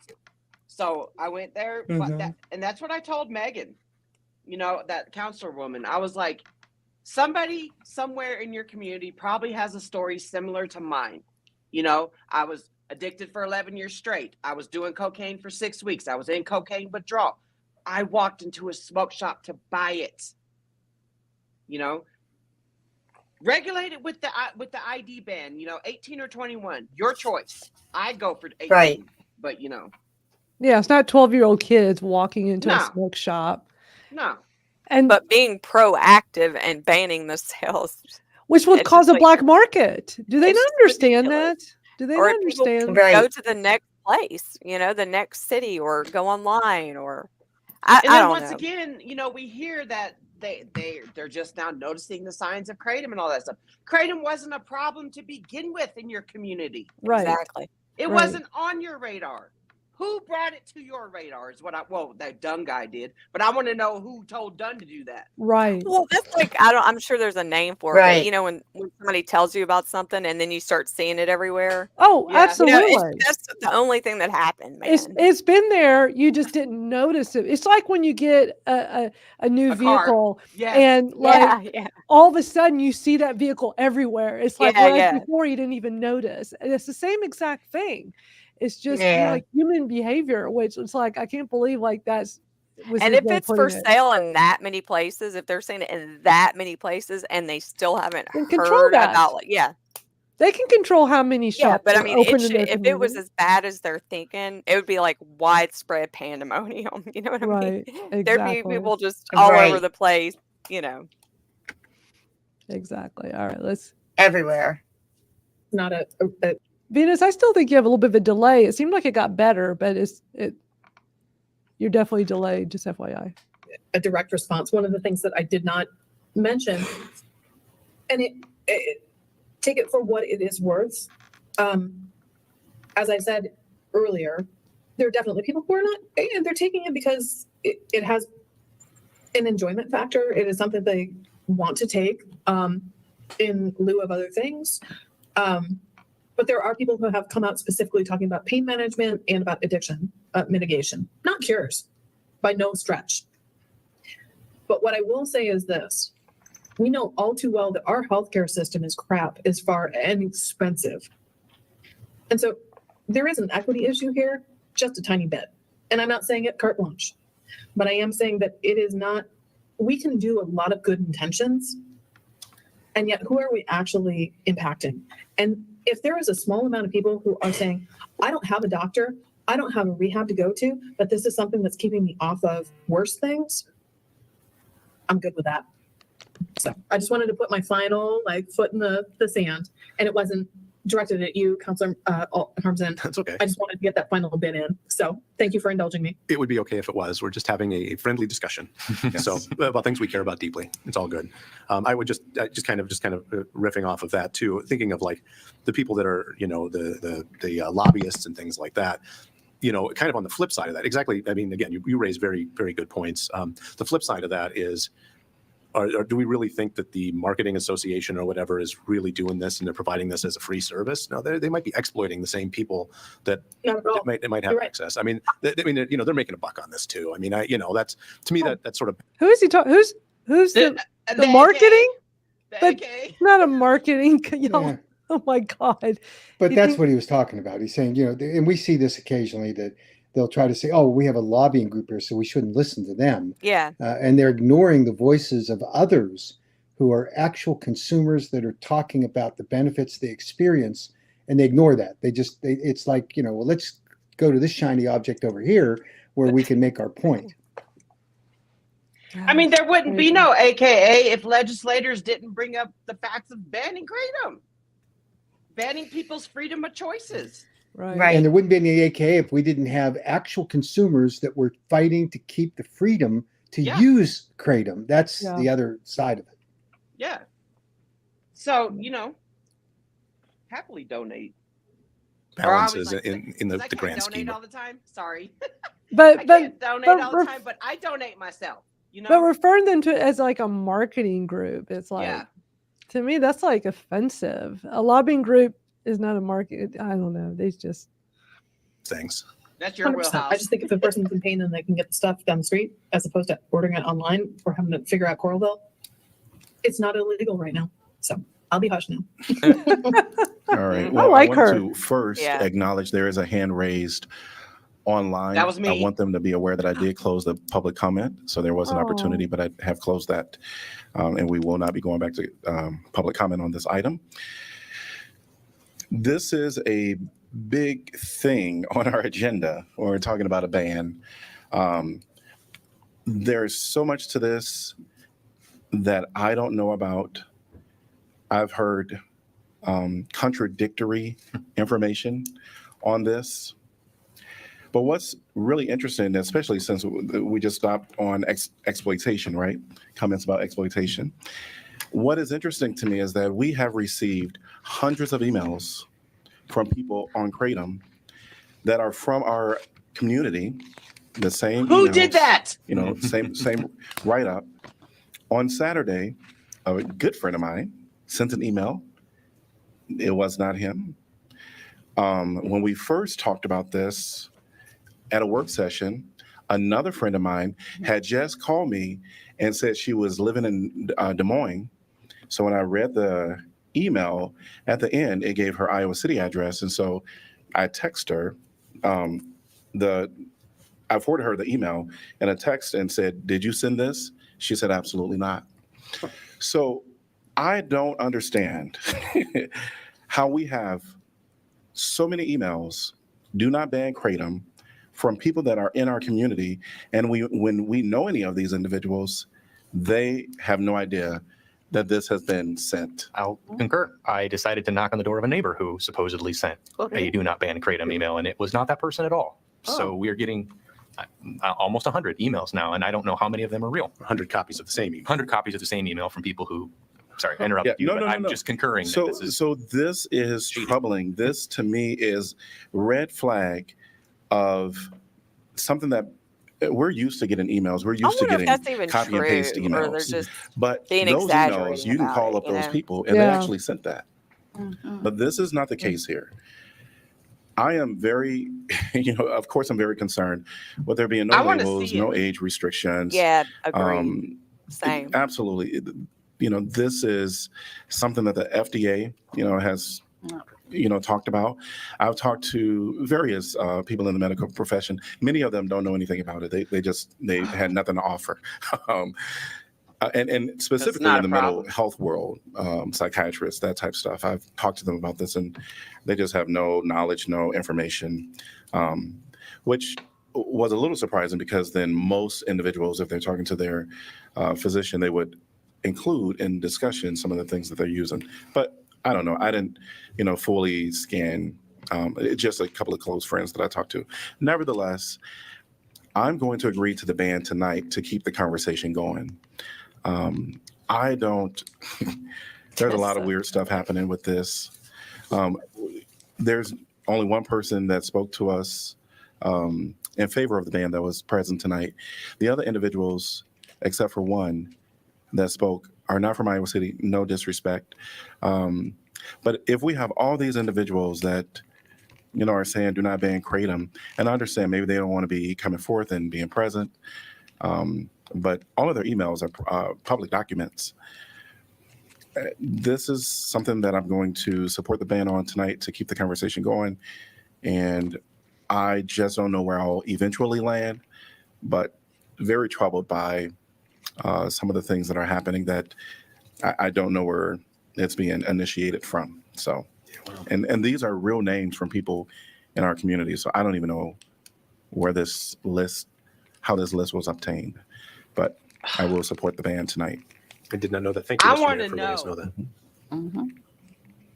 This is almost over. And yeah. So I called the mayor. He has not called me back yet. We will offer to take their public documents. We'll take all those emails and we'll track back through IP addresses where they originated from, because it is not our practice to substitute names of local people to promote something that they're not sending the email on. So someone's behind this. We'll figure out who it is. Now, it might be a well-intentioned but dumb decision by one of our advocates. It might also be some of our enemies who are using this tactic to then say to the mayor, "This ain't real." And that, of course, you see the outcome of that. So credibility is important. Yeah, credibility is important. So we'll do our best to try to help on this. And I think he's a potential get for us once we explain things to him. And we might be able to turn this around once Dunn gets back into the game and we have a more robust discussion. Yeah, I called the city manager too, and he hasn't returned my call. It just reminds me of when that board of pharmacy petition that went around for Virginia, Mac, and someone pretended to be you, me, and Bud. Bud, that was more than once. More than time. But I think that says a lot, Mac, that y'all are willing to go research and through the IP addresses to see who's behind it, because as Twinkle said earlier in the comments, here it is. She said, whoever did this should be held accountable. Absolutely. None of us support this. And we all would like to know, was it just somebody being dumb, doing a very stupid thing? Was it the opposition? What's going on here? Because now that council member is taking that and adding the fuel to him to want to ban Kratom. Yeah. Right. And that's really frustrating. It's like a bait and switch, Yeah. And I can't help but to think it's our opposition maybe that's trying to sabotage us, making us look unhinged and psychotic like they are projecting. Because like I said, when they stole my identity for that board of pharmacy thing, that was the first time I ever had my identity stole. And it gut punched me, it throat punched me big time, and it pissed me off. Oh, how dare you do something like that? Oh yeah, there's only just a little tiny bit left, I think, when they do their vote. So let me play this so we can finish it. All right, roll call, please. Sella? Yes. Teague? Yes. Alter? No. Harmson? Yes. Mo? Yes. Motion passes 4-1. We're gonna move on. All right. So they vote to ban to where's it? But it said first consideration on the screen. So what happens next? What's next step? Well, my understanding is they have to have another hearing on it. And now it won't necessarily be public. It'll be a discussion. I don't know the answer to whether they'll allow public testimony, but we've got some work to do between now and then to obviously address some of the issues that were raised and look at potential options that we could offer, and then to investigate exactly the question about who were the authors of those emails that hijacked the names of citizens of Iowa City that did not actually send those emails, which I think is worth pursuing in order to restore the credibility. This is frustrating for us because we know a lot more than they do, and we understand this issue far better. and we see how obvious their contradictions are. And it is frustrating. So we'll just have to gently move them, hopefully, in the direction. And maybe when Dunn gets back, he can be our leader and rally people. If we can get the mayor on our side and maybe one other, the mayor pro tem, then I think we have a combination for either stopping the ban or regulating it in whatever the local jurisdiction's allowed to do, even if that includes an age limit only, or if they can actually be more proactive with some of the other things we advocate for. Yeah, we need MC Hammer back. Too legit to quit. Yeah. And so there were a couple of news stories, short news stories with that, where they talked about like the whole email thing, which was very strange. But we got the Lowell, Massachusetts. It's 34 minutes long. So what do y'all think? Are y'all up for playing that? And I can play it at a higher speed, I guess. I'm down. I mean, the only thing that you really need to hear I'm fine. is the councilman Eric and the grieving mom. You know, other than that, some of the parts of the hearing, they're not speaking into the microphone, so you can't really hear them anyway.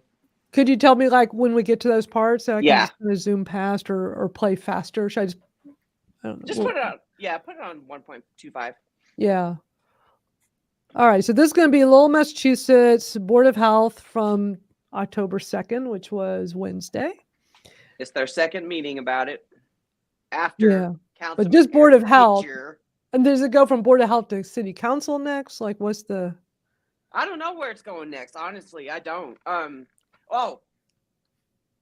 They're typing up a letter for the whole entire state of Massachusetts to ban it.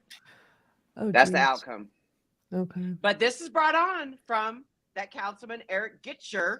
Yep. You know, the one Oh, when we watched that hearing, yes. and he Oh. introduced this as what he did was he played an Iowa news story. That's how Right. he introduced this ban. Mac, what's your thought on that? Like, to start off with a news story out of state, and isn't that the one where Mike went and spoke? Yep. But Yes. they weren't happy that he Well, wasn't Mike went and local. spoke afterwards Yeah. when it went to the Board of Health. But in the city council meeting in Lowell, Massachusetts, was where Eric Gitcher, introduced this whole Kratom thing. And once again, the people sitting up there had no idea what Kratom even was. But that grieving mom got up there and cried about her 25-year-old son dying from a Kratom seltzer. And she wasn't local. No, she's from Drewcut or Draycut or I don't know. So this is public policy malpractice. And now they have a lot of leeway on what they can do, but the fundamental premise of service in public office is to make sure you get it right, and they're not even close to getting it right here. That's how I'm telling you, Mac. I don't know if you saw that hearing, but he started it off by playing that news story from Iowa. Yeah. But yet he gets mad that Mike doesn't even live in Lowell. Right. Yeah. It I made was no like, sense. No sense. Yeah. When we watched that here on the Kratom Gals, we were like, what? Yeah, I know. None of that made sense. So this, okay. All right. So Lowell, all right. This will be interesting. I have not seen any of it. So Missy, just let me know when I need to Okay. speed up or skip ahead. The next item on the agenda for review is the Tobacco Control Monthly Report submitted by Caesar, Program Director. Yes, hi there. Oh. I just want to call attention to one item in my report. As you can see, there were several violations that occurred recently during compliance checks. 3 of those violations were sale to minors, but the 4th one was actually an entry, failure to stop a minor from entering an adult-only retail tobacco store. And I think that's important for you to know this, because before you tonight, or at least for discussion, you have a Kratom proposed regulations that this time is looking at the possibility of prohibiting the sale of Kratom in the city as opposed to restricting its sale to adult-only retail tobacco stores.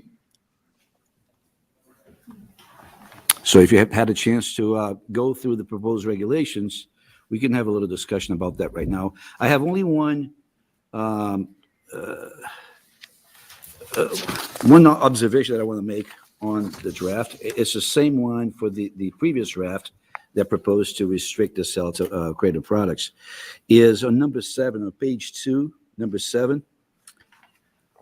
It says the following: upon the commission of 2 or more egregious violations of this regulation within 36 months, as determined by the Louisville Board of Health, the board may issue a notice of intent to revoke a permit and shall hold a hearing in accordance with regulations, and after such hearing may permanently revoke any permits held by the violator, including any permits to sell tobacco products in Lowell.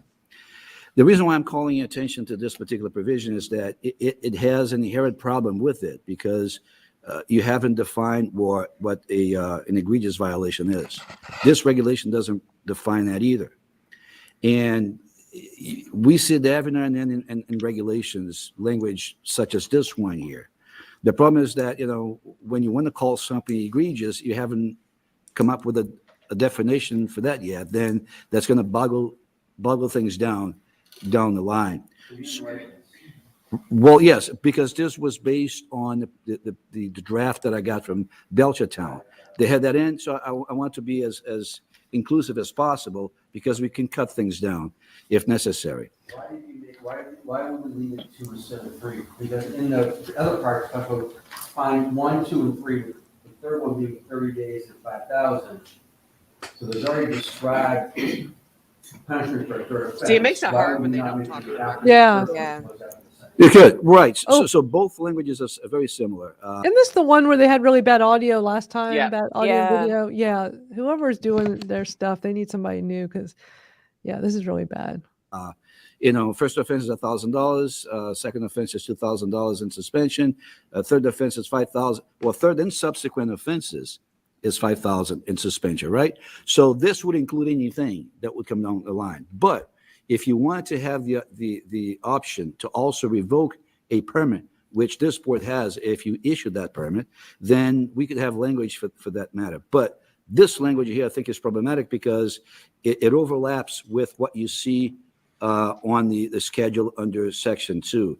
So one suggestion would be, okay, now if you have a fifth violation in 36 months, that's an egregious violation, and then you'll be up for a revocation. That's one way to simplify that. Or you come up with a very specific definition for what an egregious violation is. Can I ask you a question? Yeah. When it comes to this herb, is there any chance that an entity would sell it by mistake? So we've had issues where sometimes with blunts and other things where you could argue they were mistakenly selling something that they didn't realize it shouldn't be. What? If we were to He called ban it this an herb, outright, too. is there ever a situation where they could sell it and not realize they were selling it?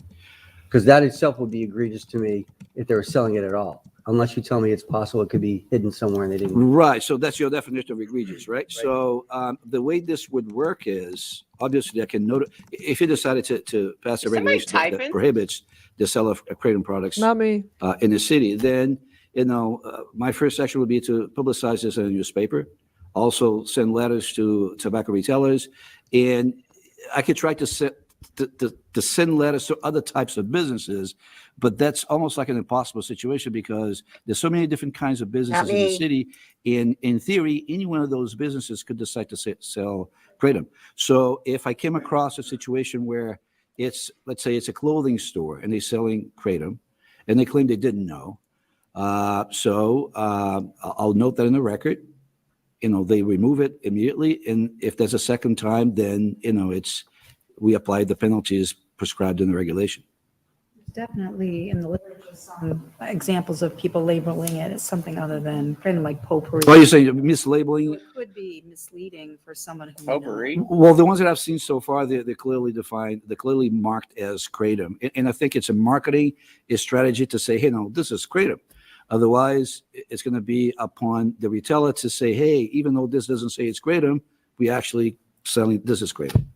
I don't think they'll do that, but there's always a possibility. So, Go ahead. Sorry. So based on this, even if a store that isn't a tobacco seller does something twice and we're calling that egregious, it's if we've issued that permit, we can pull it. But so if a clothing store is selling Kratom, we didn't issue a permit to them to sell. So there's nothing that we could do to. Right. If you have not issued a permit to a type of store that's been found to be selling Kratom, then the only thing you can apply are the fines.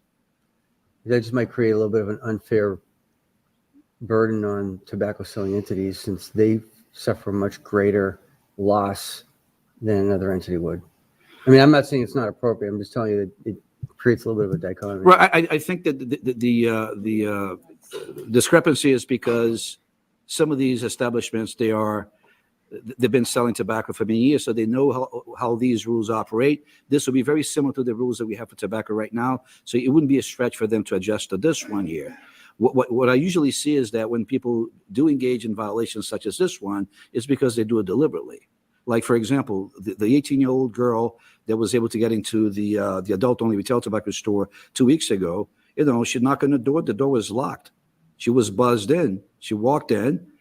Halfway into the store, they decided to ID her. So they knew they were doing something wrong, but they took the risk.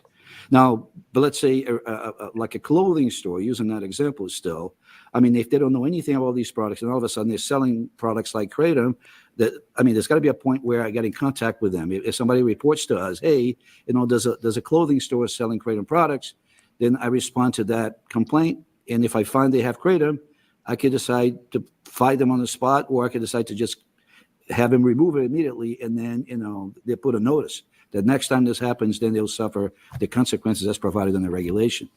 I mean, there's no way to make this even because different types of stores. I also argue that the tobacco selling stores are getting much more education on it because you're going to be sending them specific directives on it versus to every retail. I'll say the tobacco retail stores will be more inclined to be more cognizant of how these operate. Yeah.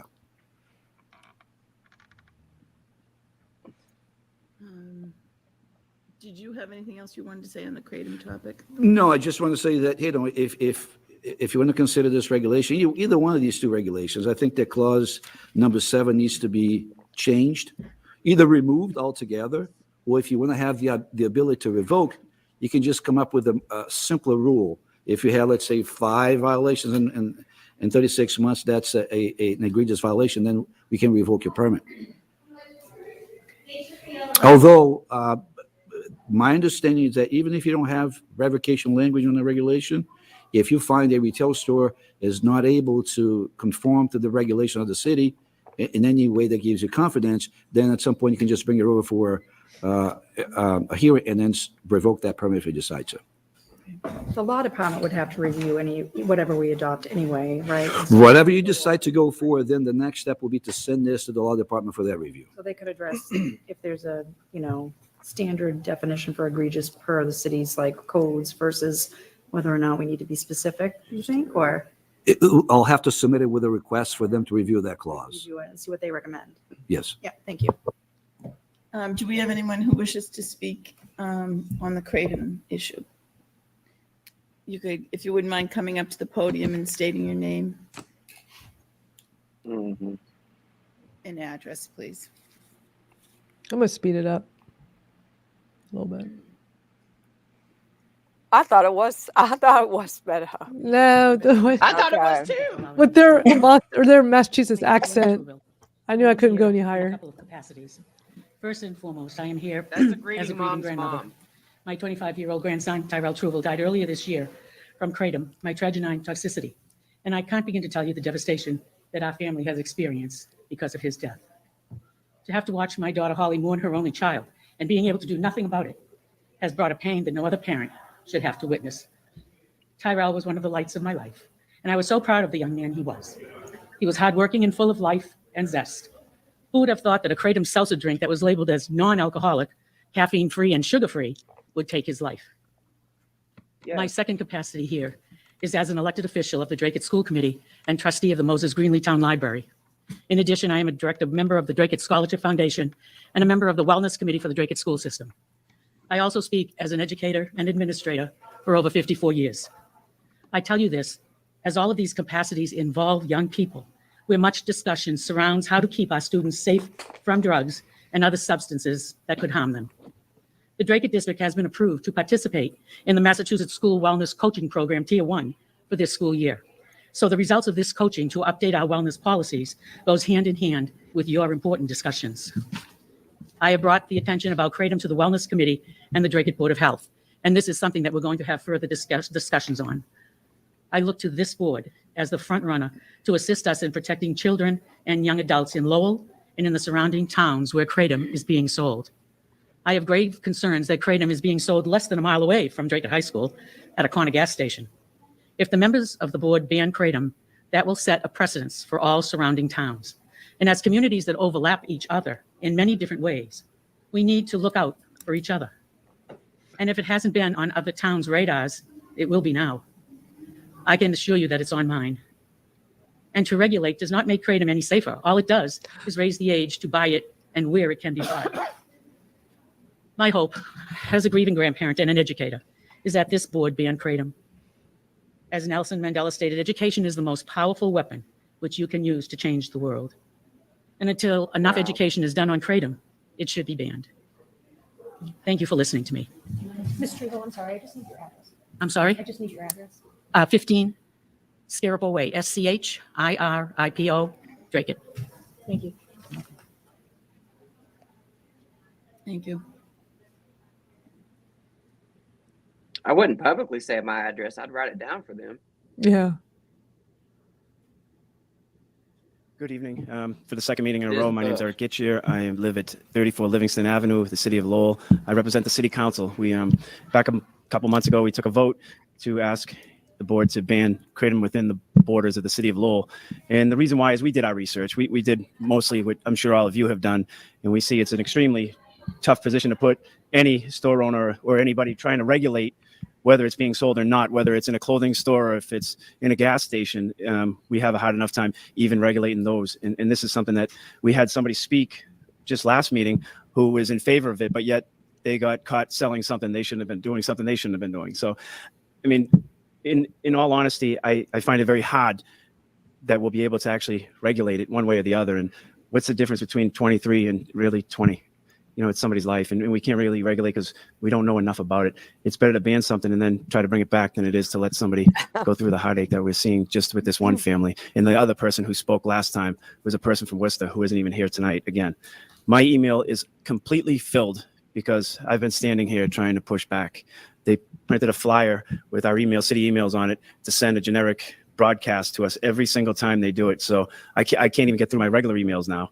But again, it's a purpose that we really need to take on. And as Ms. Turville just outlined, I think it's going to have the domino effect with other communities around us. And when more heads get put together, I think it'd be a much better way to bring this back to the table after we ban it. So I would implore that all of you take the first step and be the leader, as this board always has been in the area. We're not always like that on the city council. We always have to reference other communities on every action we take. Well, Cambridge does this or Watertown does this, so we should do this. I would rather that they reference us and we save lives. So I thank you for all your hard work that you do and this tough decision that you would make. Thank you. Can you pause it? Anyone else? Yeah. I wonder, okay, so last time it was the smoke shop owners that showed up there, the bald head guy. I Yeah. wonder if they're the ones that they're referencing when they're talking about About letting the doing something they 18-year-old shouldn't have been doing. about letting the 18-year-old girl in the store. And then he's talking about Mike, you know, and Well, yeah. after we went rounds with him on Facebook, he wound up blocking me. I was professional, you know, Yeah. all I did was drop the truth about, you know, because he accused Mike of being on his phone to live stream for his podcast to Right. get views and money and all that stuff. Then Yeah. he talks shit about us donating money to Mike to get there. Yeah, gas You know? money, which we're all happy to do because other people would do it for us if we Exactly. needed some help. That's what That's friends what we do. everything- We support he each had other. everything so twisted up, you know, and Yeah. he was like, well, how did you even find my Facebook? And I said, because I wanted to blast you on my TikTok, you know, your last testimony, and I wanted to spell your name correctly. So when I went and Googled it, it showed your Facebook. And that's how I found out that he did 2 posts on Kratom, because you can't search Kratom on Facebook anymore. But he wound up either putting those on friends only or deleting the whole post altogether, and then wound up blocking me. You know, everything that he was accusing us of doing, I had the correct comeback for him. Yeah. I'm like, Mike was on his phone because that meeting wasn't live streamed. He was on the phone updating us in our group chat. Yep. Well, and for him to even bring up the whole, you know, all these people from different areas, because remember we were our testimony, and it's like, okay, but we're Kratom advocates. Like, Yeah. even though it's not here, or, we're not in that area, it affects us all. Like, it's all a domino effect. Like, if you don't speak up, I just thought it was very, I don't know. He's a very closed-minded dude. I don't even think he realizes what he's saying. Makes no And then sense. once again, the email situation. Who did that? Who Yeah. printed Yeah, out I would emails? like to know about that. Because You know, didn't you say the shop owner said something about he had a petition, but they weren't actually sending out Well, I emails know or the something? guy in Iowa. The guy- Okay, that was Kevin, Iowa. the guy, Sorry. yeah, that's why I Yeah. called him. I was like, who did that? He's like, I didn't do it, and I didn't tell nobody to do it. That was regarding the fraudulent email stuff. This dude, But- though, I think he's just like, from what he took the whole situation last time, there's no telling what he's taken the emails as. It may have just been normal emails, from, advocates in the beginning, and he's just exaggerating. Yeah. But the That's how it comes AKA off. didn't post up no link, and we didn't. Normally we'll go and grab all this council members' meetings or emails. Did we not do the Lowell? No, we didn't do Lowell. Okay, We did okay, we did Ware, Massachusetts. okay. Yeah. What are your thoughts, Mac, on all this with Lowell? Well, I think the next step is for us to both at the council level and at the Board of Health, which and clearly in Massachusetts, the Board of Health can have final say on these prohibitions. So I think we need to do a little more education. I'm going to try to find out when the next date is and hopefully go up there if I can and push back. But we'll, in the interim, provide them with information that contradicts what they've been told. And the fellow that was, and I'm not sure he's a lawyer, but he was certainly giving them legal counsel about the way the regulation should be written and how it should be framed and how it could be defended, needs to have a better education about what, obviously you regulate products that are age appropriate. That doesn't mean that they're necessarily something that adults shouldn't use. And, this whole concept that Gretchen said, oh, well, let's just ban it and then we'll figure out later. Yeah, I mean, that's the most what in the ignorant world are you thing. talking about? It's not banned federally. Why would you think that you have the ability or even the wherewithal to figure out why it should be banned locally? Other than you don't like it or because you've heard some testimony or you've read something on Google that, if that's the case, then Lord help us, we're going to be in real trouble in local government. So Yeah, are you talking about the bald guy? the fellow with the beard, I didn't notice he was bald, but yeah. He's his name is Caesar, and he's like the tobacco compliance dude. Yeah. That's who he is. Yeah, I try not to notice if men are bald, because but beards I listen to or watch. But the last meeting, Caesar was on our side, but now it's something. Yeah. Once again. Wow. Yeah. Interesting. All right, we still have more. I've got to run, but can I Okay. just Thank can you I for- raise? That's Yeah, fine. go Can ahead, I raise go ahead. one issue that I think is Sure. important that everyone know about? And we're going to do I'm going to do a video later tonight to circulate to the community. And that's an issue that's arisen in Ohio. We have been working with the Ohio Department of Agriculture for about a year and a half on legislative language that they want to amend our typical KCPA. And we've been going back and forth with them. This was precipitated by an action or decision that they made about 2 years ago, maybe a little longer than that, where they were claiming the FDA position that all kratom is illegal if it's intended for human consumption. Well, apparently the Ohio Department of Agriculture has come in the last 2 weeks and seized products in 2 stores, 2 retail establishments in Ohio. And when they were challenged by 2 separate attorneys representing these 2 different groups, the answer from the Department of Agriculture was the same, which was that the FDA says that kratom that is intended for human consumption cannot be sold. And they and the very interesting part of this is that they apparently said that kratom, if it's marketed in powder form and it does not have any labeling on it, can be sold because they have no way of knowing that that's for human consumption. But they say a capsule and a pill and a beverage obviously is. Oh. And even kratom powder, which then and their excuse is, well, we really don't know if people might use it for something else. But if it has labeling on it that says, safety labeling, by the way, that says this is the serving size we recommend, then clearly it's for human consumption.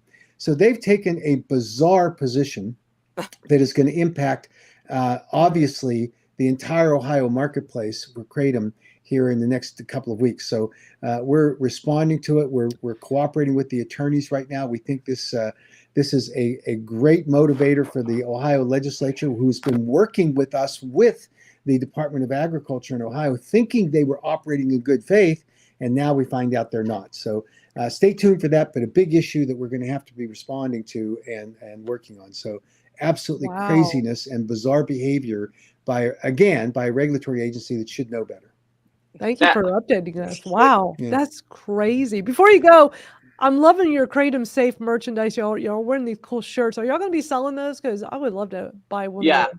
They're cool. I love the logo.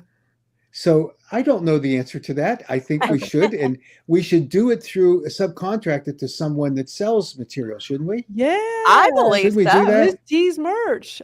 So, Yeah. Misty, Yep. Misty, will you send me an email offering to do that, and I'll talk to our people about it. Okay. That would be Okay. awesome. I love the Thank logo. you so much, Mac. Great, We great. really Thank appreciate you. it. I could hear Hey. you talk for hours. You're always. You're very I love kind. it. I love you Thank guys. you. I think that, as I say it again, I you're doing know. great work. Keep it up. I We appreciate it. appreciate you so Bye, much. Mac. All right. You. Thank you. Bye, Mac. Bye, Mac. Like I Thank told you. him- See you later. Like I told him before, their merch, the leaf looks like it's flipping I off think the that when haters. you said it, It's a cool now that's logo. all I can see now. I know. That's for their new thing with veterans that they're doing, Yeah. which is so cool. But that logo is just so neat. I love it. And I love just Kratom Safe. That's such a great slogan, you know? I love the shield. Oh my gosh. Yeah, it's very cool. But every time I see him wearing one of those shirts, I'm like, gosh, I want to get one of those. I'll have to let Carrie know. Yeah. We still have ways to go on Lowell. We've still got. Man, that was so cool, man. I could listen to Mac talk. I'm not joking, y'all. Like I could listen to him talk all day. He's Yeah, like Mhm. he's like the David Attenborough. Yeah. I'm so glad he joined us. Yeah. That was great. Yeah. Yeah, let's keep watching the Lowell. We still got like 18 more minutes of it, but I'm gonna We keep gotta that. finish it. We just I'll tell you when to cut it off Okay. because at the end, like I said, they start talking. I'll have you fast forward to the end. Yeah, when I was So- trying to find the end, it just seemed like towards the end they were just like rambling about stuff. Yeah, and you can't really hear them because they're microphone bullshit. So All right. Well, just let me know when we've gotten to like all the good parts. So let's keep watching. So for anybody that just got here, we are watching. This is the Lowell, Massachusetts Board of Health. We've watched one before, so this is another one talking about banning Kratom. Hello, my name is Holly Truval, 230 Pawtucket Boulevard. Yep. I already came. This is the second time I am in front of the board, so you know how I feel and what happened with my son. I do just want to reiterate why I feel there is a ban. There should be a ban and not a regulation. If you did your research, you will know that 90% of the people that have died from Kratom are over the age of 21. They're if you adults. research it, so to ban something and say it's allowed 21 and older, well, the majority of people dying are older than 21. They're adults. So how much good Make is an it just adult to decision. regulate it? Banning it and gathering the information. And I've spoken with representatives, state representatives, and so many more people are becoming so much more aware of this. If you watch the energy commerce meeting, you would have saw the representative from Florida. Her 5 minutes that she was allowed was solely spoken on Kratom. That was 2.5 weeks ago. You could actually pull that. So this is All the a scientific, concern the that is congressional growing. I think briefing, it's moving its actually. way here more Yeah. so. And I think that's why we're starting to see it even more so here in this part of the country. But it has been around for a long time. And again, the majority of deaths have been for people over 21. I want to thank you for your time and whatever decision you make. Thank you. So I guess kids aren't getting Well, it then. right. Four Mhm. four out of how many millions that responsibly Exactly. consume Kratom versus the ones that were not responsible? versus it's been here for a long time, but now all of a sudden it's a problem. Yep. Yeah. No, And no, and they're makes sense. educators, so they're using that their Yeah. backgrounds. Oh yeah. Yeah. Yeah. Oh yeah, they're laying it on thick But Oh, they've yeah. done their research. on Google or Reddit. Mm-hmm. So all right, let's keep Right. watching. Right. Is that everyone? Okay.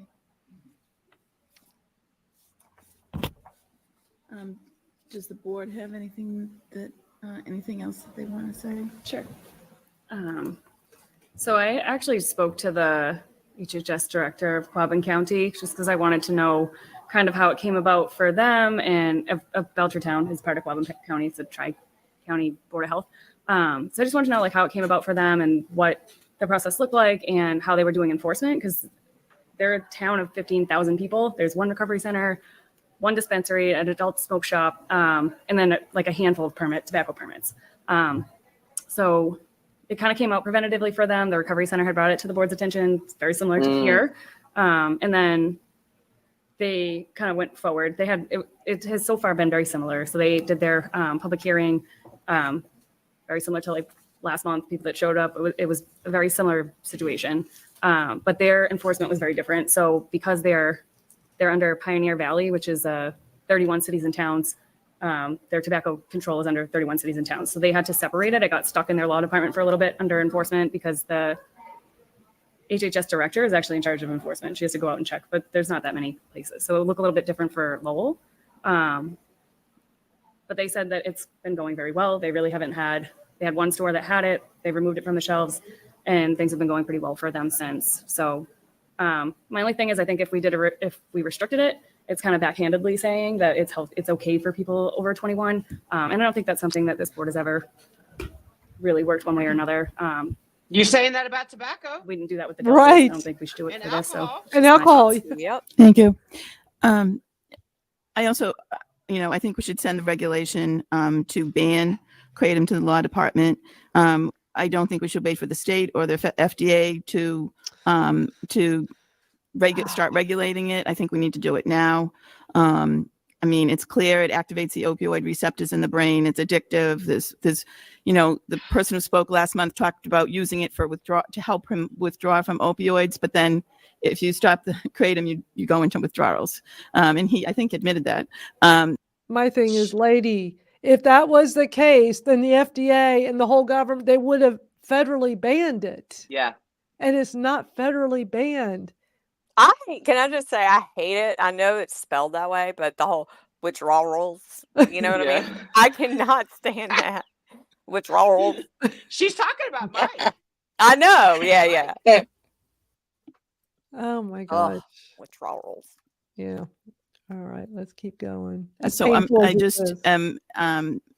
FDA says it's a drug of concern that they're looking at, that they need to do something about. I'm not sure why we all need to wait for the FDA or the state. We never have before. Where's she getting her information from? Reddit? I don't know, but the FDA didn't say that. The DEA says that. Yeah. She needs to get Somebody probably just told her. And she, somebody just told her stuff and that's what she's going by. She Just like the FDA can't ban Kratom. The FDA can only recommend to get Kratom banned, which is what they did through the DEA. Yeah. And they lost. Right. So FDA keeps throwing these temper tantrums. They sure do. Waited for those folks to regulate something that we think is unsafe. And it's funny, in my news feed this morning on my phone was another person who died in another state from Kratom and was over 21 also, as was mentioned. So having it be allowed to be sold to over 21 people does, I think, send the wrong message. Everything I've read about it says, there's varying amounts. There's no standard because it's not regulated. And that obviously there's been a lot of toxicity at different doses. And I do think that the way to go is banning it, but I'll do whatever the board wishes. Ban the tobacco, ban the alcohol. Yeah. You're sending the wrong signal. Also, because it's not regulated, there are other options for people who are in recovery to receive help. Standardized medications and protocols that help people to recover and achieve sobriety and a more productive lifestyle. So I feel like switching to something that's unregulated is in varying quantities with constituents within the formula that are not known is sort of a dangerous precedent to set. I think that until there is a clear regulation for this and a clear formula for what this would entail, I don't really think it's a safe thing that we should have on the shelf. It's rare that I can't. Once again, I'm going to be quiet and say yes, I agree. Yep. If I may, before you take a vote to decide to send this to the law department, do you want as a board to do anything about that provision tonight? And the reason I'm asking is You because you can kinda, just on simply this remove that part, provision, they're just going to go or you over could just that come up with a whole very provision thing. So towards the end of it is where they vote to, or where the chick right there with the white cardigan on, she's the one Yeah. who was at that city council meeting. Yeah, I remember her. So she starts talking about how they're going to draft a letter for the delegate or some shit. Just go to where she's talking. is what I'm saying. Right, and I think you have the right to do that. The only caution that'll make is this: anytime you open the door for doing one way versus another way under similar circumstances, then you open up yourselves up for being sued, for example. Because if there's a circumstance where we have a third violation, you decide not to revoke at that time, but you revoke somebody else before that one, then you're in trouble. So that's why my recommendation would be have a black and white. A third violation would be a revocation hearing. If they can show it didn't happen, they're off the hook. If I can show that it did happen, you agree with me, then they're revoked. Dr. do you just want to add in there for possible loss of license? Right, revocation hearing, He's right, a but there's another doctor? problem. Let's say, for example, this establishment doesn't have any licenses or permits issued by the Board of Health. Now, they only got a fine of $1,000 and a fine of $2,000, and that's it. Well, that's why I'm saying if you had a hearing, they could still come here. We could find 5,000. We could, in theory, we could make a decision. But that's the thing. That's why if I were to suggest something, I would say, well, leave number 3 under section 2 in case of 3 or more violations within 36 months. You still get the $5,000 in fine plus suspension of any permits. But if they don't have any permits, or if you decide, well, come up with an additional rule on top of this one to revoke their license. Because if they have no license issued by the Board of Health, at least we can issue 1,000, 2,000, 5,000. If they don't have anything, right? So at least they get those fines. If they do have them, then at a certain point, you'll have the ability to revoke their. So the third one should be $5,000 fine and revocation. Okay, I like that. All right. I mean, I don't think we're really expecting clothing stores to start. But people might be creative if they're not. Exactly. But they have to have some type of a license from us if they're selling Right, I mean, something there must that be they're something eating. that Like there has Not to be a if food it's- license not if from it's a us. creep. What's that? No, they don't have to, you don't have to have a food license to sell. No, but you have to have a commercial license. Some kind of city permit or license. Permit? It could be any. Well, the thing, I'm sorry to cut you off. I mean, because the language says you could suspend any permit issued by the Board of Health, not by the city. So it could be, in theory, a clothing store that decides to sell Kratom. If we leave it the way you just suggested, they'll get a fine of $5,000. What clothing store would ever sell Kratom? I don't know. I don't know. That- Like some bodega. Oh my God. Oh, man, is there anything better in this part? Like, I mean, No, just go to this the part where the chick with the white cardigan Well, I grabs can't- the mic. I can't tell when she's. Right there, right there. Well, let's consider December for public hearing, but we're not going to publicize it until we confirm it from the law department. We'll probably have a goal. They'd be able for to stay in the store long- first week of December longer for if a they public had hearing, Kratom. as long as we can get out of law and it's good and we don't need a vote for November. Well, I'll try to make this as easy as possible for the law department to make a decision on. I've been lucky in the past. The turnaround has been quick. So right now I have a motion that they'll be recorded. So we're adding license verification hearing before the Board of Health regarding the revocation or suspension of Board of Health permits and license. By Bill? It's almost. I'm sorry, could you say revocation and suspension? Is that, it's just revocation? We're getting to the end. I have it.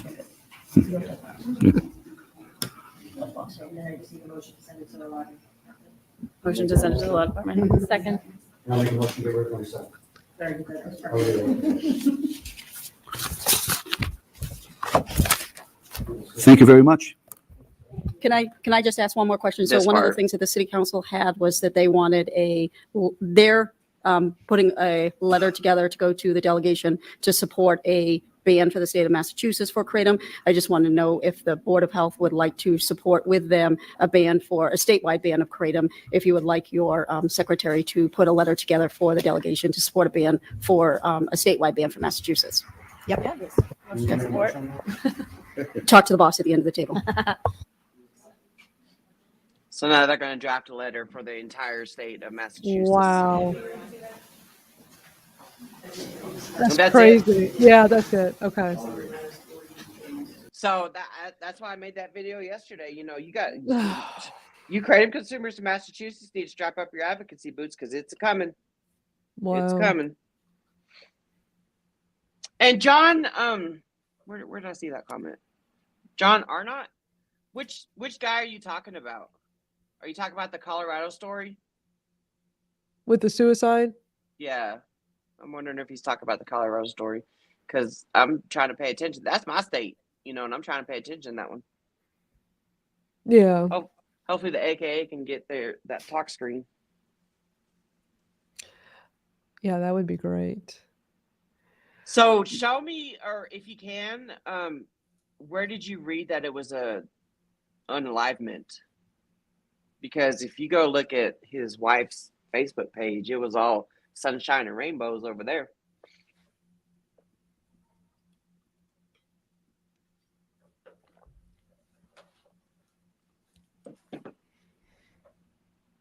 Are you still having problems, Venus? You're on mute. She has a delay. I don't know. So you have a delay. I mean, it kind of gets bad, and then it gets not so bad. Yeah, it's a bad but delay today. It's like your internet. Yeah. Yeah, a couple of times you were cutting off It's- Mac a little bit. Yeah. But I think he quickly Oh, figured no. out. No. I think he quickly figured out what was going on. It's all good. Wow, we watched a lot today. I didn't even. Well, that's how I there kind of was- figured. Oh, Go ahead. no, I don't want to talk anymore. I'm waiting for Misty to say Venus. 1, 2, 3. Oh yeah. Every time I hear anybody lag ever, it's gonna be 1, 2, 3. Yeah.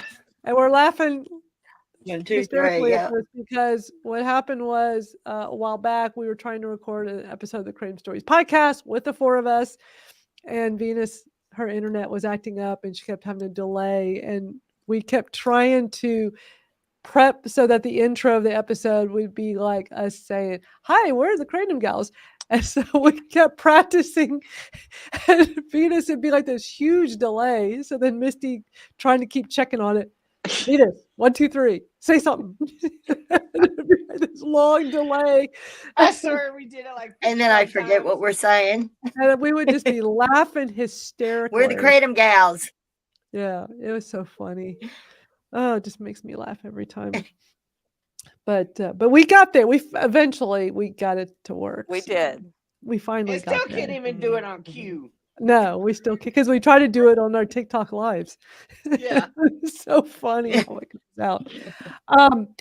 Yeah, the only other thing I really wanted to play today, and we can do this to wrap up because we've already been going for 2 hours and 22 minutes, which is not a record for us, by the way. But I got other stuff I need to go work on today. So, but I wanted to play a little bit of this week's Kratom Stories podcast episode.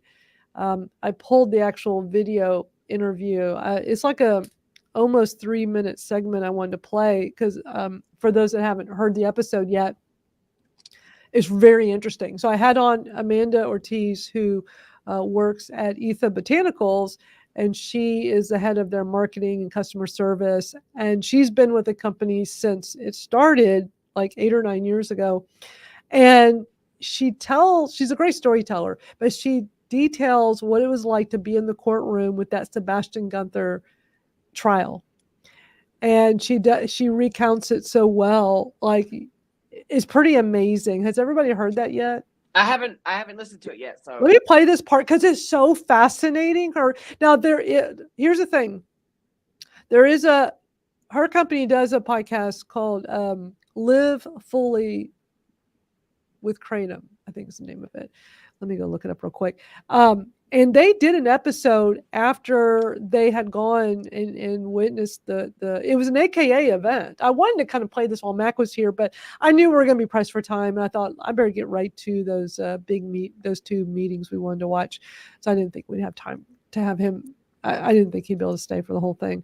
But they have a podcast called Live Fully with Kratom is the name of their podcast. So I have it linked to the episode that they did after the trial, where they spent the whole episode talking about it on their own podcast. But she does talk about it on my Kratom Stories podcast. And it's fascinating to hear what it was like to sit in that courtroom. And she didn't even know they were there because they're in the San Diego area, that company, and the AKA had done like months back an event with, I think it was like for vendors, if I remember right, some kind of It was something, yeah, like a something with I think some of the summit. researchers, because I know she was saying some of the researchers were there, that vendors there, and they were gonna have like a big reception dinner. She didn't know that they were also gonna like have the opportunity to go to the trial if you wanted to, and they were there for just hours and hours. And she said it was fascinating. So I want to just play this clip because it is so interesting, and instead of just having to look at because it's an audio podcast and look at just, the cover art of the podcast, I want to actually play the video of us because it's a little bit longer clip. It's just a little bit better watching it like this. All right, so let me play this for y'all. Let me know what y'all think of this. It was just very interesting to see. Sebastian has a really good. I want to still have it too fast. Lawyer, had a really good lawyer. His pinpoints, I was like, yes, you tell him. Like, we were like rooting for him. And then when the other side was talking, we're like, dude, this is so bad. They were highlighting his packaging, that implying that it wasn't disclosed that it was Kratom. Yeah, Sebastian did things that were not the best, but everything that the professionals were claiming to be, like one doctor, I believe he was an ER doctor, was claiming to have so many deaths because of Kratom and blah, blah, blah. So then when the Sebastian's lawyer kind of grilled him a little bit, come to find out it was a hearsay. It wasn't like a full, that was the reason, and all the details and all that stuff. So we're like, okay, so then what is it then? And then he wasn't researching Kratom during his time as a doctor. So he didn't have much information. Just the only information he really had is by hearing his customers, his patients talk about it. But he didn't know much about it. So I was like, that's interesting. They would pick somebody like this that has no expertise, no knowledge or anything about Kratom to testify that Kratom is not safe. I never treated, technically did not even treat anybody. Yeah. All hearsay. Wow. The other one too was, I believe, a coroner that was, I give her kudos because she was very transparent in the beginning, said, hey, I'm not a professional in this. I do what I gotta do. When a body comes in, I just gotta research what happened or whatever. I never really heard of Kratom, so I Googled it. Oh my God. And I talked to my superior about it, and that's pretty much all the information I have. So that was kind of the way the other side was doing it without saying so many words. But it was just like, we were just saying that, like, what the heck is going on here? And then of course, we had our doctors. I don't remember the names, but I remember the faces. But they did such a great job of explaining. I was like, I just remember sitting there like, yes, finally somebody's saying something correct. And all of us were just like shaking our head like, yes, yes, yes, yes, yes. And then there was a little drama too with his ex-employee was trying to testify against him. But long story short, she had some charges on herself that she was trying to shave off some years. So she was testifying against them. But again, the lawyer was amazing. Sebastian's lawyer was amazing and basically proved that without saying it. And so that was interesting. And I think we were there. It was supposed to be just a couple hours. I think we were there. Well, I was there close to 6, but I had to go home. That's pretty much the segment I wanted to show. But it sounded like the prosecution just put these weird witnesses that an ER doctor that turns out it was hearsay, didn't even treat anybody, claimed all these deaths. Yeah. And then a medical examiner or coroner that like, I'm just doing what the boss told me to do. So I don't know what this is. They just said Kratom, so I Googled it. That's who wasn't this like a federal or state? Yeah, this was something big. Federal case. So that's how the prosecution did this?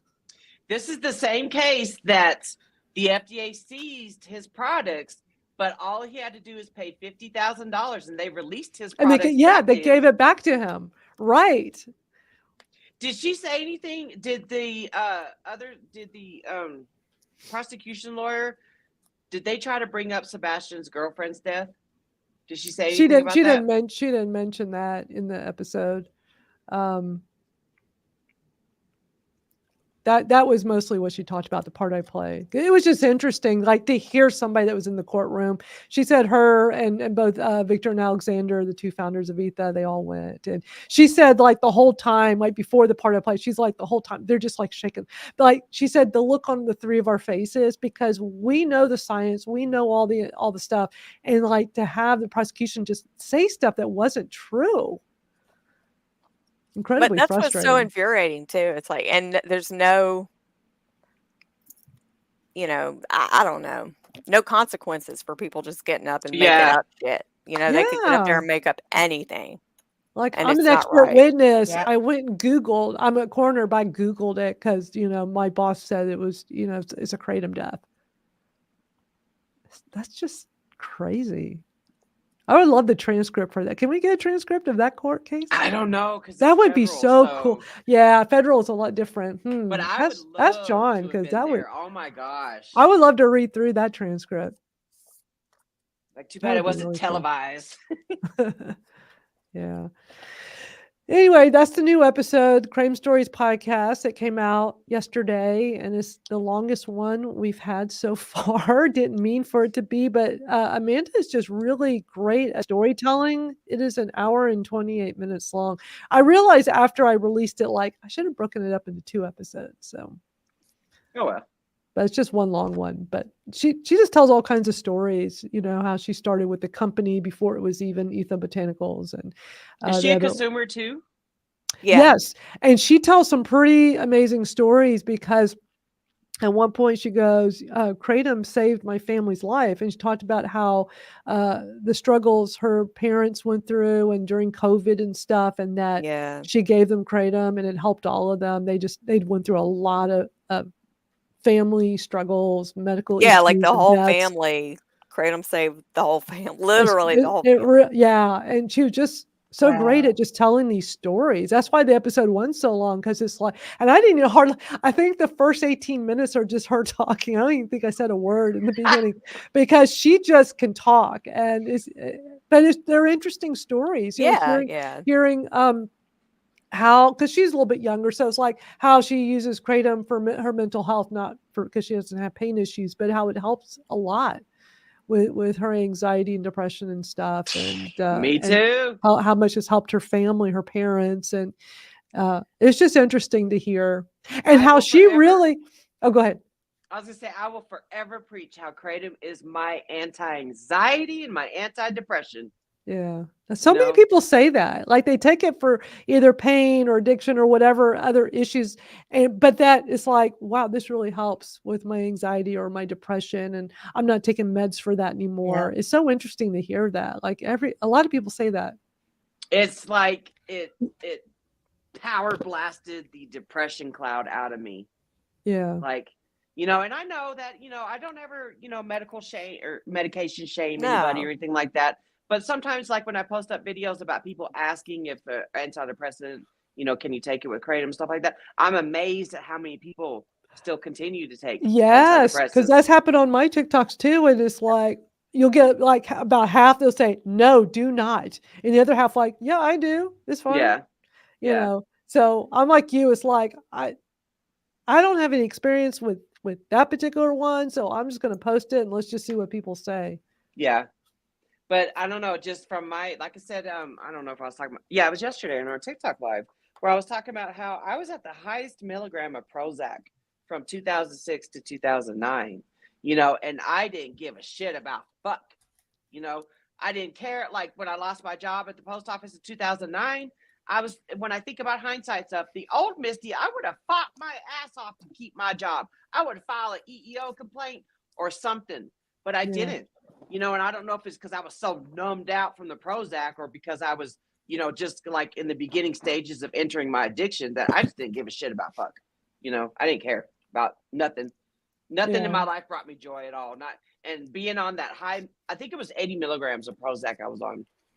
I was just I was just existing. I didn't care. I didn't wake up in the morning, get my kids ready for school. They got themselves ready for school. I didn't care about shit. Yeah. And so when I try to piece together everything about, how my addiction started and all that stuff, it's just like, now I wonder if it was me being depressed from the antidepressant. Yeah. Right. Yeah. Right. Who knows? Yeah. It's been a fun show today. We got caught up on Iowa City and Lowell, Massachusetts. We're going to do a special edition of the Kratom Gals. So if y'all don't know, I don't even think we've even mentioned it yet. So Thursday next week, we're going to do an evening edition. Starts at 8:00 Eastern. Are you going to, Venus, are you able to do that, or is that too late for you? Since it's 8:00, I'll go ahead and somebody can fill in for me if he can find. If not, then of course I will. But I like being in the comments when it's late like that For the and evening. just Yeah, talking because, to people. yeah, Yeah. okay. Are you going to so- play it full screen and then have us off screen? Yeah. So what Okay. we're gonna play in its entirety is a documentary that came out several weeks ago. It's called The Mysteries of Kratom, and it's an hour and 21 minutes long. And so yeah, we're gonna just play the whole thing in its entirety. So, and this is gonna be really cool because we're bringing the filmmaker on. So we will have him at the beginning. We'll chat with him for a few minutes. We'll have him, introduce himself, tell us, like what made him decide to make a documentary. When I first met him online, he just told me that he makes like a documentary a year or so. So he's like he's not like some of the others that are making Kratom documentaries where they're Kratom consumers, Kratom advocates. Like he is learned about it and it sounded interesting, and he wanted to do something that showed both sides plus the science. So, and he was in Washington, D.C. when we were all there last December, and he followed me on Capitol Hill when I went to go meet with my DC rep. I know, I just feel like that's the music playing in my head. You don't hear that music, but you'll see when I'm just walking. He's like, okay, you just keep walking. I'm gonna be behind. I'm gonna get a shot of you walking to the building where the House reps are. It's like, and it was so cold that day too. It was freezing. I think it's well done. I mean, he shows both sides. He keeps it really balanced, but I like that he shows a lot of science and research stuff. And it's an interesting documentary. So I think it'll be fun that, we'll all watch it together. And then when we're done at the end, we'll all come back on with him and we can ask him questions. Y'all can ask questions in the comments. And I think it'll be really fun to do all that together. Yeah, so get your popcorn and pop. Yeah. We're going to have a movie night. It's going to be Kratom Gals movie night. And at some point, we're going to also do that other one, the Dawn Hairpan with Christopher Dini from Christopher's Organic Botanicals, one of the farmers. It's a farmer story, but it's with subtitles. I still haven't watched that one yet. Did they release the one with the English version yet? Venus, do you know? Talking about it. Venus had mentioned they were going to. Venus, do you know? I'm not sure if they did that yet. I mean, it has subtitles. I mean, I'm just going to just read the subtitles the whole time. I think if somebody's watching us on their phone, it might be a little small with the subtitles. I don't know. But I'm looking forward to watching both documentaries. I've seen the Mysteries of Kratom. Yeah.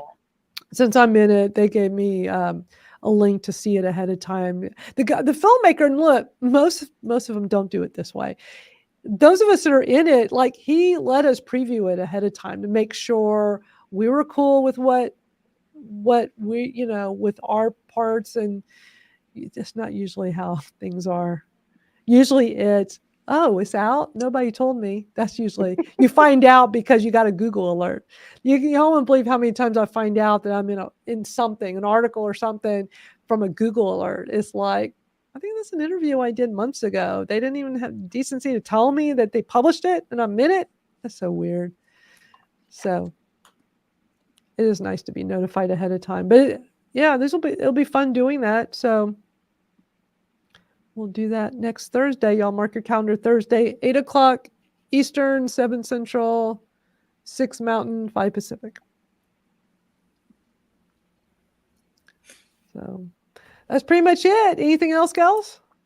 Before we sign off on our almost Had 3 fun hour. today. Had fun. I really did. I enjoyed having Mac on here. I knew I would. Yeah.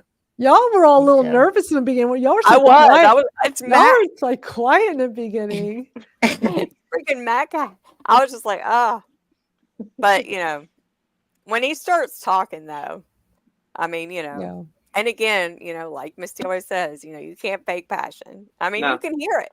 No. Yeah.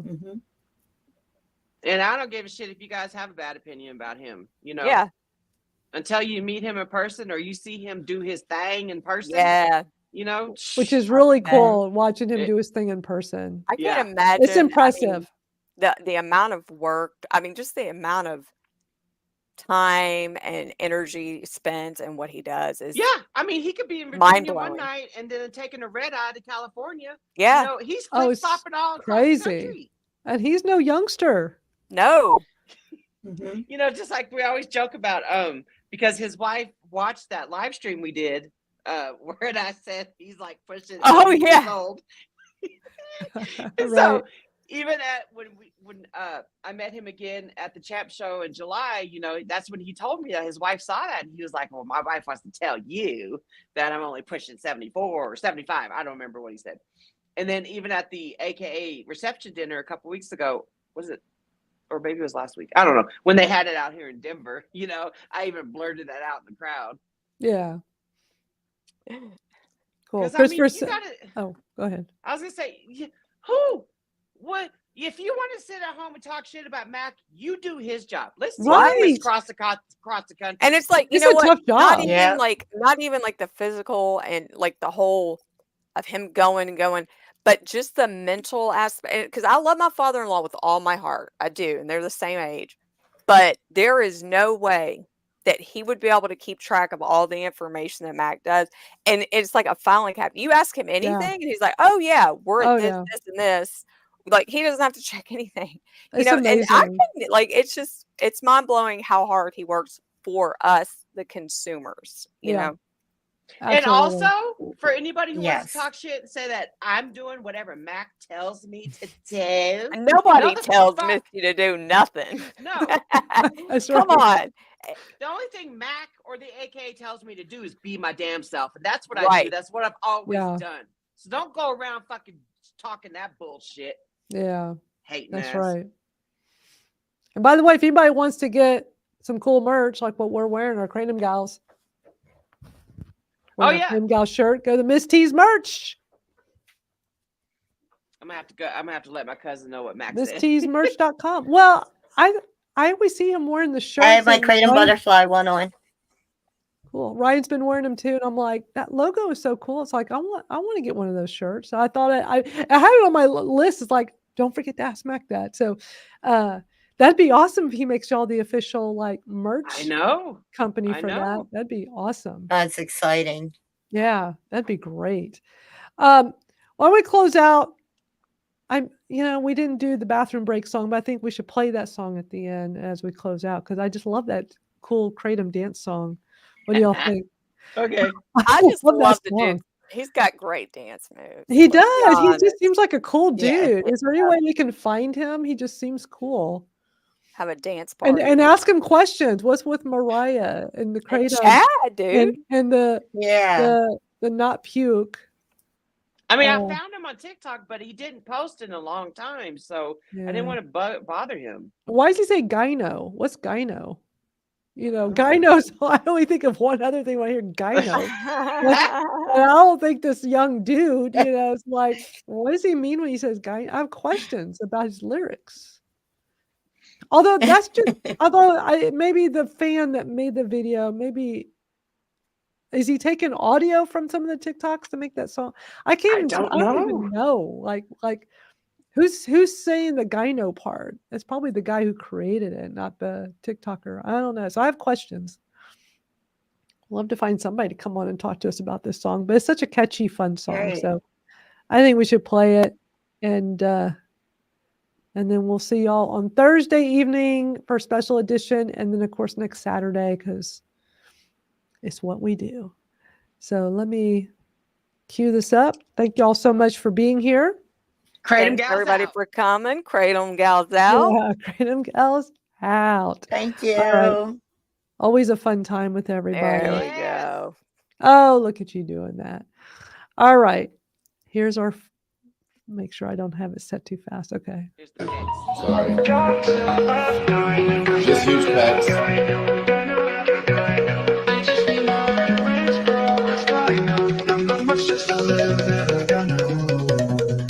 It's Nick. I'm 5'5" and I think that's slick. On TikTok live, chat. I'm just trying to survive. I'm Delulu thinking I'm Tatum. Well, Mariah, where's my Kratom? Honey, I'm on. Popping wheelies and all. I told ya, it's your fault. Guy no.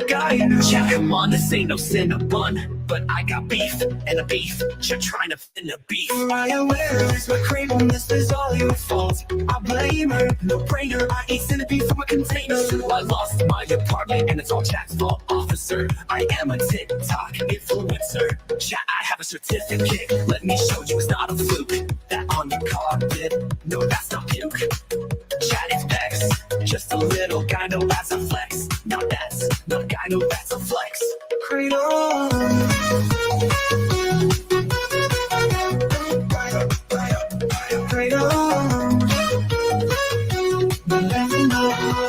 Can you pause it real quick? Yeah.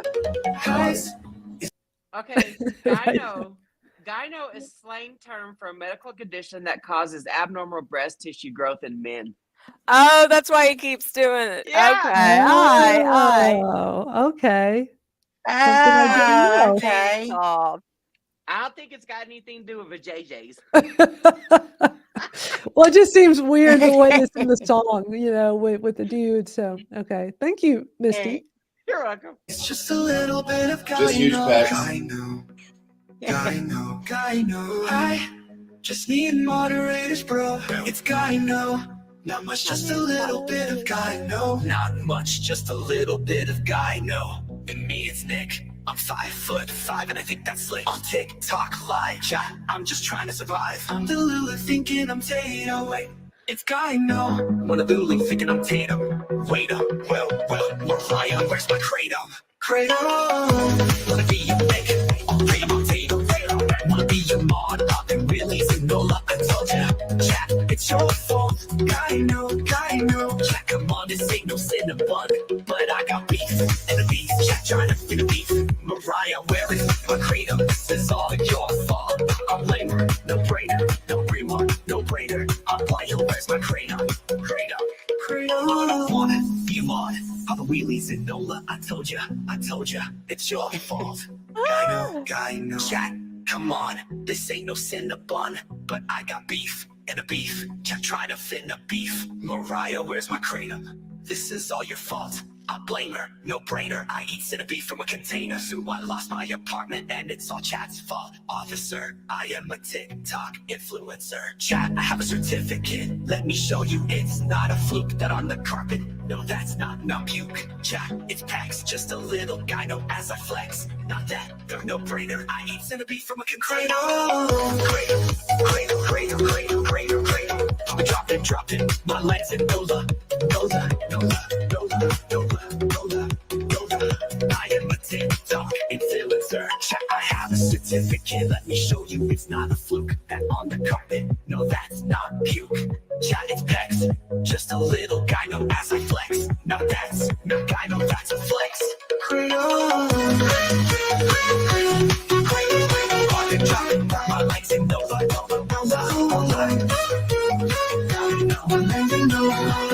That's all flex. Kratom. Dropping my legs in Nola. Gyno. Guys in a TikTok influencer. And no, that's not puke.